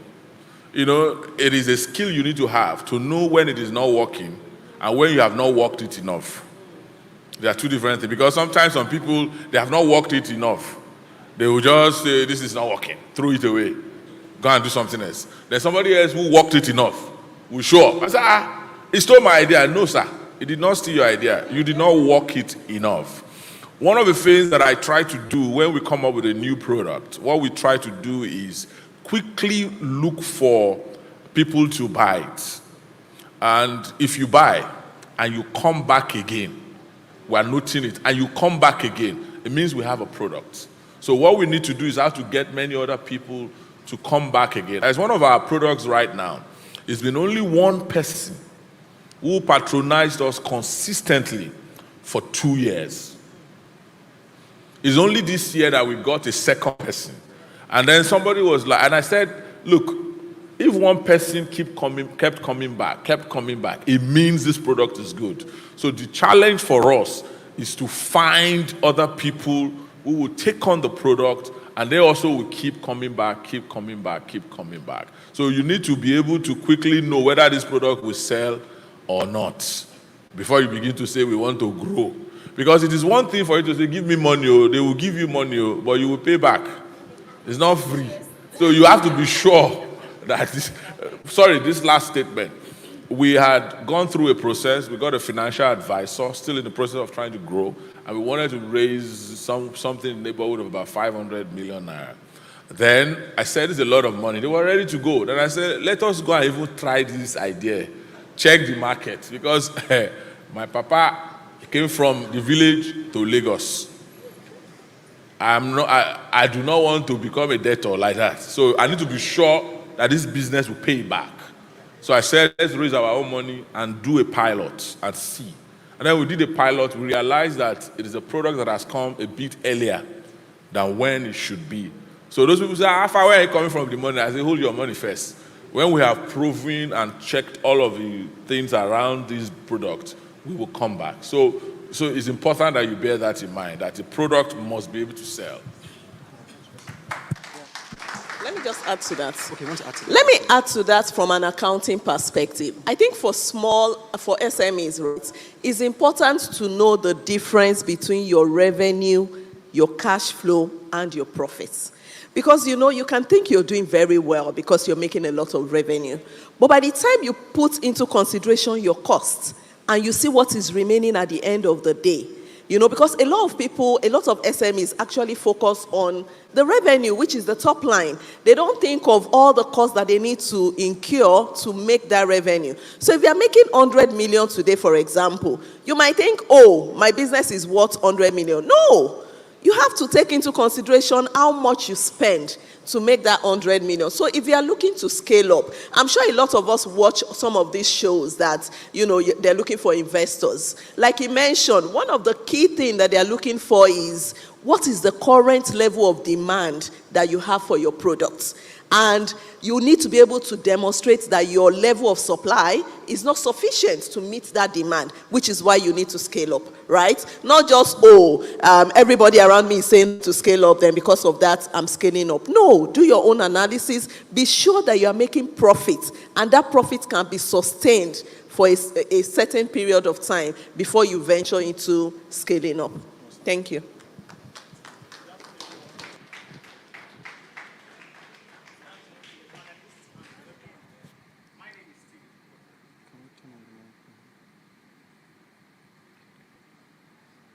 Once again, good afternoon, everyone. To our panelists, good afternoon to you all. Thank you for the privilege to ask this question. And my name is Mpopara Stephen. My question goes to Mr. Femi. While you were, during the conversation, you made mention of, in Africa, you are surprised that some people still send for the account number of X, Y, and Sons to their customers. And my question is, as a small business owner, what platform or what business tool can small business owners utilize in receiving payment from their customer? I own an online business. I deal with computer and allied products. And the ones I use, the charges are quite more. But being privileged in this room today, I believe you can offer the house maybe better tools that can be utilized? Thank you. Thank you. That's a good question. There are a few that come to mind. I think one of the most widely used today is the MoneyPoint platform. If you register with them, you will be able to, you register with the basic information, we go through the requisite KYC, you'll be able to generate like virtual accounts that will carry your business name. So for example, if you are Fembejide Limited, right? Once you are registering, you register what's your personal information and then what's your business information. And then based on that, they will allow you to be able to generate virtual accounts that will still act as well as the normal corporate accounts or commercial accounts that you would typically have gotten if you had walked into a commercial bank. So many of the fintechs today offer that service. I mentioned one of them. There are a few of them all around, but I think you should try MoneyPoint. They offer that service and it's very good. One of the key advantages, though, is ultimately try and regularize your business information. So for example, if you are not registered as a limited liability company or even if it's just a sole proprietor that you want to become, because ultimately if you want to access finance, right, those virtual accounts, some of them might not suffice, right? So you might need to ultimately register your business, right, in a proper way and then go to the bank with your normal CAC documents and then register, open a proper account such that you can start keeping your inflow records that will put you in a very good stead to be able to access finance in the case you do need one, right? So, but in the short term, just to be able to fix that, there are many fintechs that you can use. I mentioned one, MoneyPoint, and then subsequently you can regularize your business information and then go to a bank with a proper CAC document and then you can get your real business account registered. Thank you. All right, final question. Okay, good afternoon, everyone. Thanks for the time thus far. My name is Bukola Adesinejo, and I want to acknowledge the use of technology that you mentioned before. I've been able to I sell online courses, and I've been able to use WhatsApp as a platform, so I acknowledge the fact that WhatsApp is a fantastic tool that small business owners can actually thrive with. However, my question is, I haven't been able to run an online training institute. I then transitioned into starting off a school. I'm in the education space. And then moving funds from that space to owning a school require more capital. Then all funds, all efforts, all things just have to go because this is now physical. You need infrastructure, you need people to run with you. And then, fortunately, the school, I will not say unfortunately, is now in a low-income community. Hence, being someone that had worked on the outside, you have a picture perfect of the kind of school you want to run. But then you're limited with finances and then you have to start off in a small community. Hence, the revenue is little, but the effort, you can't just do something little because of your own big picture. You want to deliver quality despite being in your community. But this is making business stuff. It's making it not so easy. And then, my question is now that when we're talking about scaling up, we need investors, we need people to come into the business. How do we identify these people? Do we just walk up to people and like, okay, you know what, I do business. Both businesses are registered, no doubt, but then how do we just connect with these people and then get them to buy into the idea that, okay, this is a school. I just want you to buy into it. I want you to invest into it. I want us to do this together. We are still in the survival level where funds into the business is still family and you just want to do so many things with the little funds that are coming in. I've been able to do these few of the things that he does to running the business, setting the little structure, then going out again to do little other things. So funds for me, salaries for me, is still tough, but then I've been able to balance but then that business, I want it to go further. Because the value we are giving for running, when you say a British Montessori school in a community, they are getting school fees of less than 30,000 naira from this student. And this community, people are just not giving you the money. And then you now come to the question to our madam that runs interior. When you say people are our people that work with us are also king, are also queen, I think. Okay, in my own community, driving policies in to staff is tough. To parents is tough. At what point you want to please everyone, you want to balance it. What can we do to make this thing easy for we business owners in such communities? They being the staff, because the demands are more on them, because I know what I want to do. But what I'm paying them, truth is, it won't be easy for me to make such demands on them. And then parents that need to pay for such services, some of them don't even know the value of the things you're trying to communicate across. What do we do? And finally, are there software that will help us scale through? I want to connect with more people that I can train with my online training, the other business. That how do I write nice proposals that will just connect to these people that will pay more money for the services I want to give to them. Thank you. Oh, wow, that's such a long ride. Femi, are you starting? Then Funta, I think I had Funta. Okay, Funta wants to take, so Funta, you get her question. All right, so I think that you're in a very peculiar business in education. And in the fact that you're even in a low-income community is more or less not exactly, yes, it's a business, but it's also sort of like a charity, first of all, because, I mean, you're trying to bring value to people in this low-income community. You're trying to raise kids in this low-income community. So first of all, I don't want you to see that as a full-blown business. So I know someone who is also building a school in a low-income community, and she's raising funds online, right? Because it's a charity, and it's one of the CSRs my company does. So like we fund that, NGO, monthly, right? So that's somewhere you can start. If you begin to see it as a business, like, you need to get the right people. Because truthfully, if you're going to run a proper educational system with proper teachers that are properly trained, you're going to spend so much money.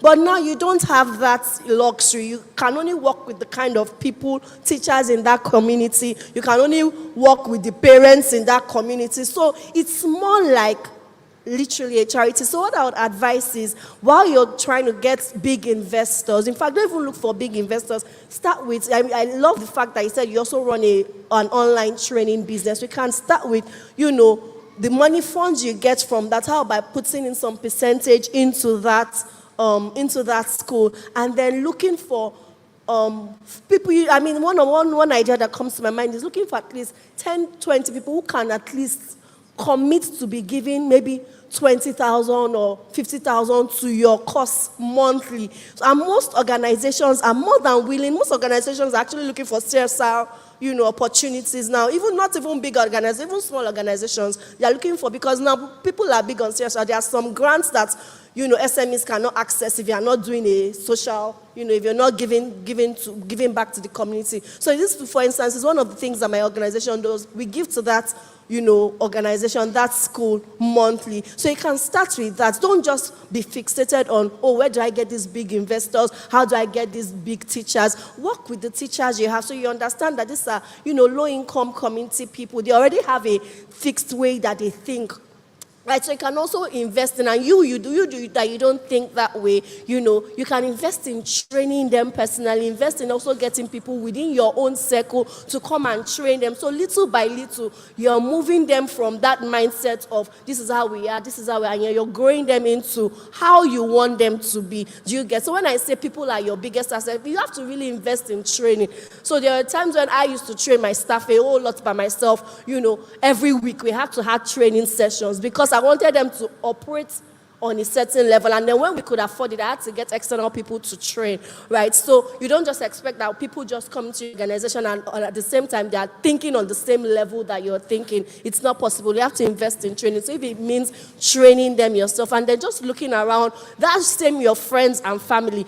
If you project this school idea to them, not exactly as a business, but as, I don't know what it's called, as social impact. Yeah, I'm sure and there are so many organizations, UNICEF, UN, who are looking for educational, things like that to give grants to, and they are online, right? So I don't know, I hope that really helps me. So Thank you. All right. To add to what Funto had mentioned, I feel that actually that your business is it's a proper business actually, because one of the things that we've worked on in the last 3 years is that we supported schools also, right? We've over that period listed over 5,000 schools that we've helped. And one of the things that we've found is that more than 70% of those schools actually are within that 30K school fees-ish range, because I think there are over 18,000 schools registered in certain categories in Lagos State. So there are a whole lot of schools. So many of those schools fall in that category. I'll use a particular example. The school owner started, I think there were about maybe 20 or 30 students at that time, pupils, and then the school fees was about 30,000. One of the first things that the person did was to organize herself very well. Many of the school owners that we've engaged, we find that a lack of organization is one of the key challenges that many of the school owners face. Like the same salary account, the same account that parents are paying money, if you print your statement out, you see ATM. It's the same account they are spending from. It's the same account they are paying their children's school fees from. It's the same account. It's all messed up. So you need many of the particular school I was speaking about how to organize themselves. They separated things, and we're able to see as the account, as she said here, what profit is, what income is, and know what exactly is left. The next thing that they did was to save over a period of time and then emphasize on the USP, what's the unique selling point of what we are bringing to the table. Gradually, they moved from that 30K to 40K, right? At that 30K, they were barely breaking even. They moved from 40K to 50K. After a while, they opened another branch somewhere in a higher location environment, right? So one of the things I found that many school owners also are reluctant to do is once they settle in a particular location, they feel that that's where they have to be, right? You can be an entrepreneur and move to another location, right? So you can have that base and see that as a springboard to another location. Today, the turnover of that business is over 10 million per term, right? So you can start by being organized. Once you organize yourself properly, and one of the advantages of being organized is that when somebody wants to come into your business, be it as a financier or an investor, the very first thing they would like to see is, let's see how you've been doing. So many businesses, especially school owners, 80 to 90% of them don't have that place where they can study or that track record. Therefore, banks won't be able to assist them properly, or even investors won't be able to come into their lives. So I would advise that first try and see how you can organize things, separate what is family from what is business. It's very important. Treat your teachers as queen. Make sure that they buy into the ethics of what you're trying to do. And then when the time is right, rather either in collaboration with the bank or other stuff, move to another location where you feel that the purchasing power of the parents in that environment is a little higher. Thank you. All right. Thank you. Okay, one word. Like one word. I think one thing you should also do, because there are different ideas that have come to the table, brilliant ideas from Funto and from my namesake. I think you should try to set up a board of advisors who would be able to think about how to do this thing with you. Because business is something you need people who can bring different perspectives to the table and be able to say, let's do this, let's do that, and you are accountable to them as well. It will help you a great deal. One can easily say, move it away from there, go somewhere else. But then we need to answer the question of where is the money for me to move it away from here to there. Constantly, the attempt to grow your business is a chicken and egg situation. Which one comes first? Is it the egg or the chicken? But if you have a board of advisors, for instance, they would be able to bring different perspectives and be able to help you navigate the waters and grow the business. Thank you, everyone. Let's celebrate our panelists. I would like you to do one thing for us. Tweet some of the thoughts that have jumped at you all through the first panel, the second panel, even right from the keynote. Right? You can post that on Twitter with @C3_Capital. Hashtag level up, right? And then on Facebook, Covenant Capital, on Instagram, Covenant Capital. Would like to repost and also reshare some of the thoughts that jumped at you. Before we go one follow-ups, I would like focus, and I also crave the indulgence of the Head of Department, Covenant Capital, and Deputy Head for Photo Ops Focus. Thank you, panelists. It's been an amazing time.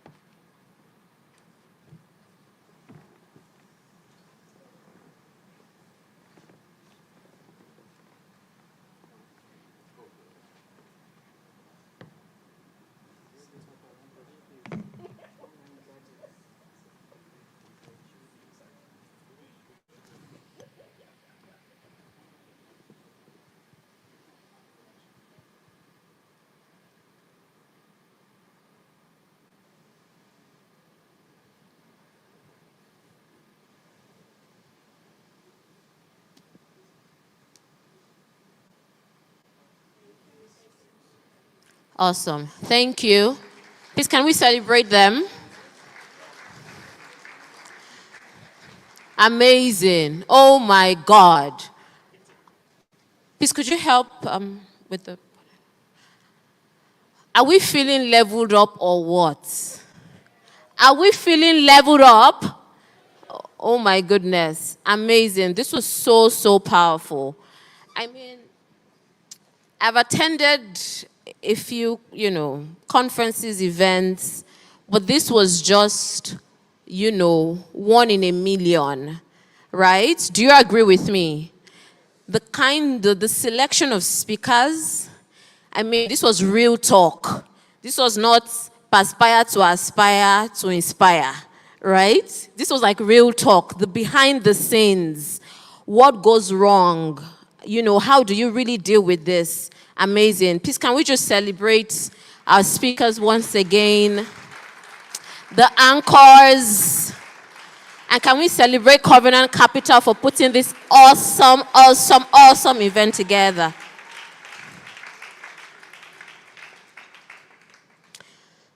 So like we had mentioned, please let's feel free. I mean, share your thoughts, the things that stood out to you with the amazing hashtags, right? You know me and my hashtags. One that I got from this session is, the difference between it's not working versus you haven't worked it enough, right? So let's, put our hashtags and share on our social media.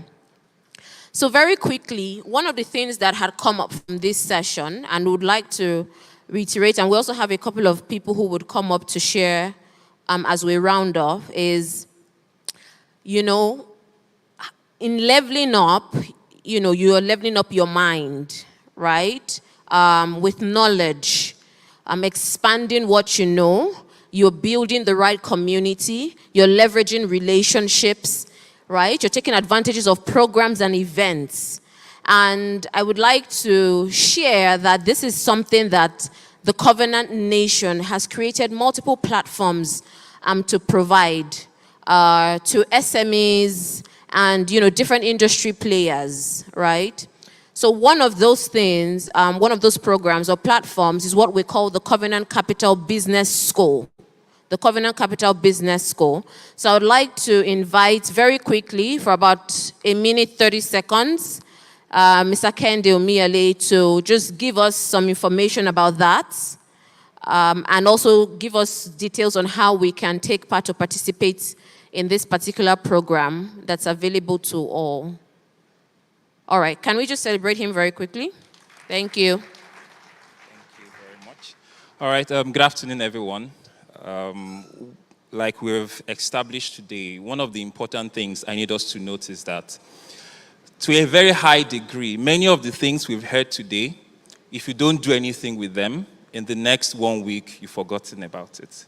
And that is why educational institutions are very important. What they help us to do is translate these things from just knowledge to execution. Now, many of the things you hear the panelists say, it appears very simple. But when you actually begin to put your hands to work, you find out that it's not as easy as this guy said it.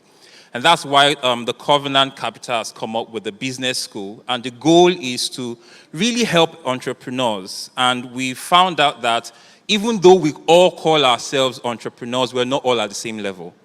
So for example, there are entrepreneurs who, what they have is a business idea.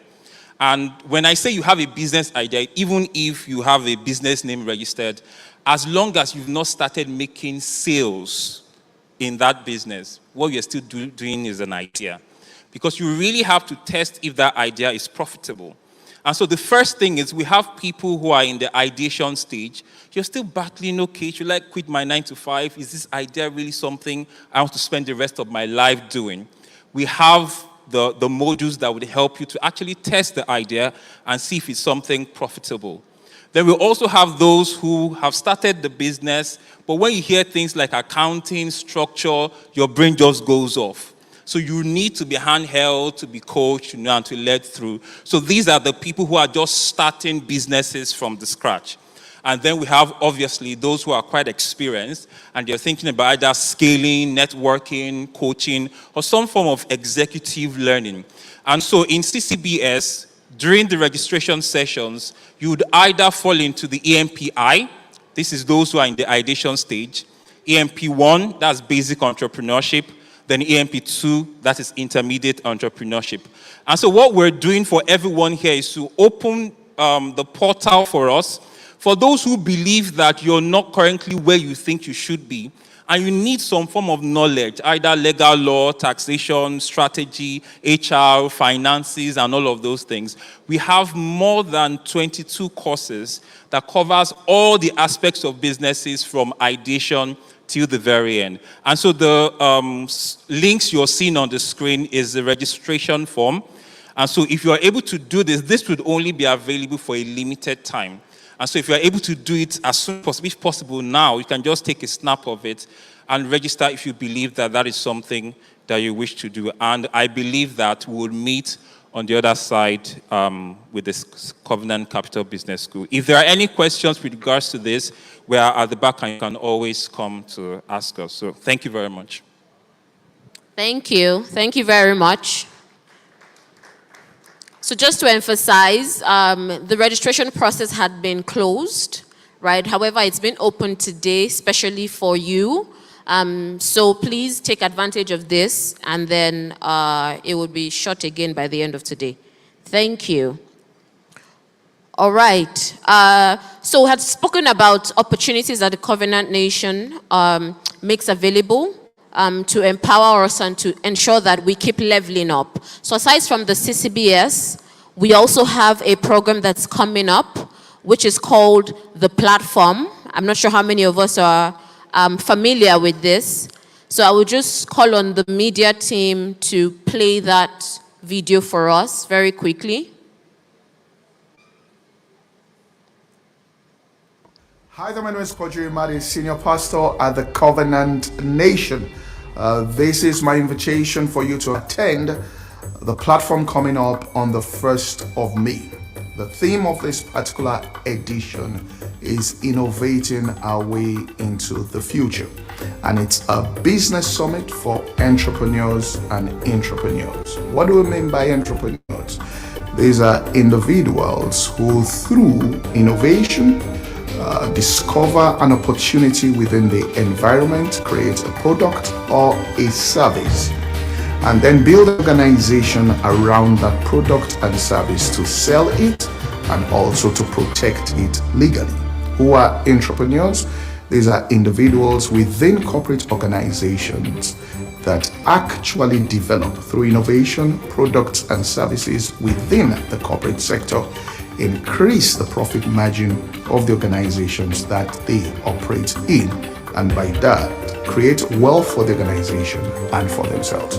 Now, these two sets of people, entrepreneurs and intrapreneurs, are the ones who are responsible for all the wealth in the society, and they are also largely responsible for the employment that we have. So I want to focus and target these folks in this nation and also globally and speak to them. We have 12 powerful speakers. One thing we can say clearly is that these people have built things either from scratch without or within an organization and are highly profitable individuals. Looking forward to seeing you.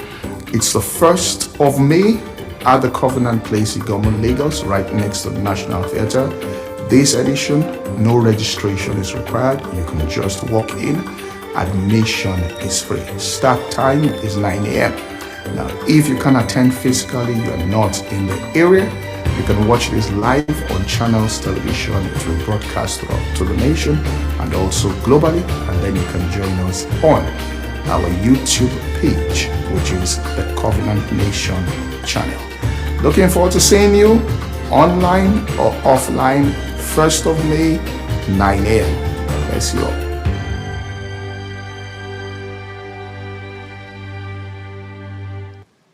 Awesome. All right.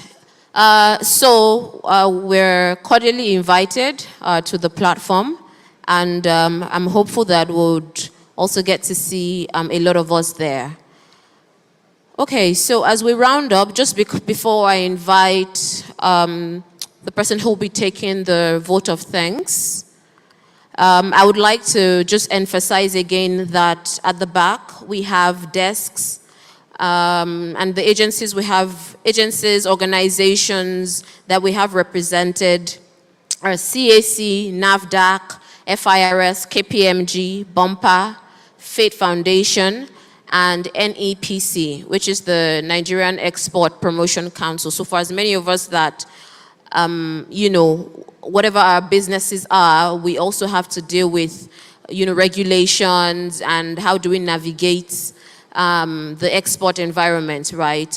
They're also here to speak with us and provide any responses we need to questions that we may have on our minds. I would also like to highlight that we have a food court at the back of the church. So for as many of us that would like to grab something to eat, drink, just get refreshed before we continue with the rest of our day, please let's feel free to approach the tent over there. Okay. All right. So we have come to the end of the first segment. And to wrap it up, I would like to call on our Deputy HOD of the Covenant Capital, Mrs. Aimede Ikenebome, to give us the vote of thanks. Please, can we celebrate her as she comes up?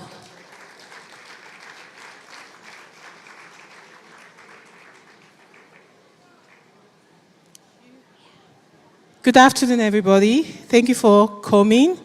I want to thank our online audience, and also this program wouldn't have been possible without your presence here. So I want to appreciate every single person. I most especially want to thank our senior pastor, Pastor Boju, for helping us to get this program to become what it is. We couldn't have done it without his support. And most especially, I want to thank our keynote speaker, Mrs. Adenike. I'm sure all of you were blessed by her. And the purpose of this program, Level Up, is not just for us to just be hearing and hearing and hearing. It's now time for us to go out and, take out the informations we've gotten, because whatever you've heard, if you don't put it into practice, it's just something that will just go away. We've heard a lot of things. For me, I heard this saying, we've all heard it, knowledge is key. Yes, it is.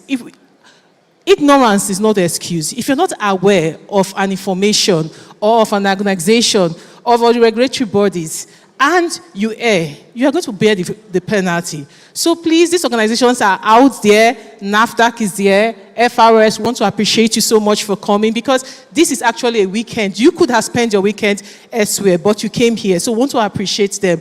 Want to appreciate all the panelists, all the panelist speakers. We had Mr. Femi here. He took out his time. And we are not paying for these programs, but these people, they took out their time and they gave out of all they have. We want to appreciate Mrs. Funto. We want to appreciate Mr. Isaac. We want to appreciate the representative from CAC. He came all the way from Abuja. We want to thank every single one of them. And please, let's give ourselves a round of applause, because with this program that will be made possible. And of course, our wonderful pair. We appreciate you all. Thank you so much. And please make use of these opportunities. Ask questions. We also have our Covenant Capital decks there. If you need any advice for businesses, they are here. They will be able to tell you, put you through whatever questions that is bothering you, please, so let's make use of it. And thank you so much for coming. Thank you. Awesome. Thank you. Thank you very much, Ms. Aimede. Okay, so as we round off, I just wanted to mention again, we're moving into the second segment, which is the networking mix and business advisory. What we have going on back there is the business advisory. Feel free to walk up to any of the desks that might be relevant to you. And very importantly, we've talked about community and relationships. Let's also meet one another, meet someone that you haven't, speak to someone that you don't know, learn more about your businesses, find opportunities to collaborate and support yourselves. Just like we heard from the panel session, right? SMEs, we need to find a way to work together, to collaborate, to build partnerships, and empower ourselves as we do what? As we level up. All right, so are we feeling leveled up today? Are we feeling leveled up? All right, thank you very much. And I want us to enjoy the rest of our day and the rest of our time here. Thank you.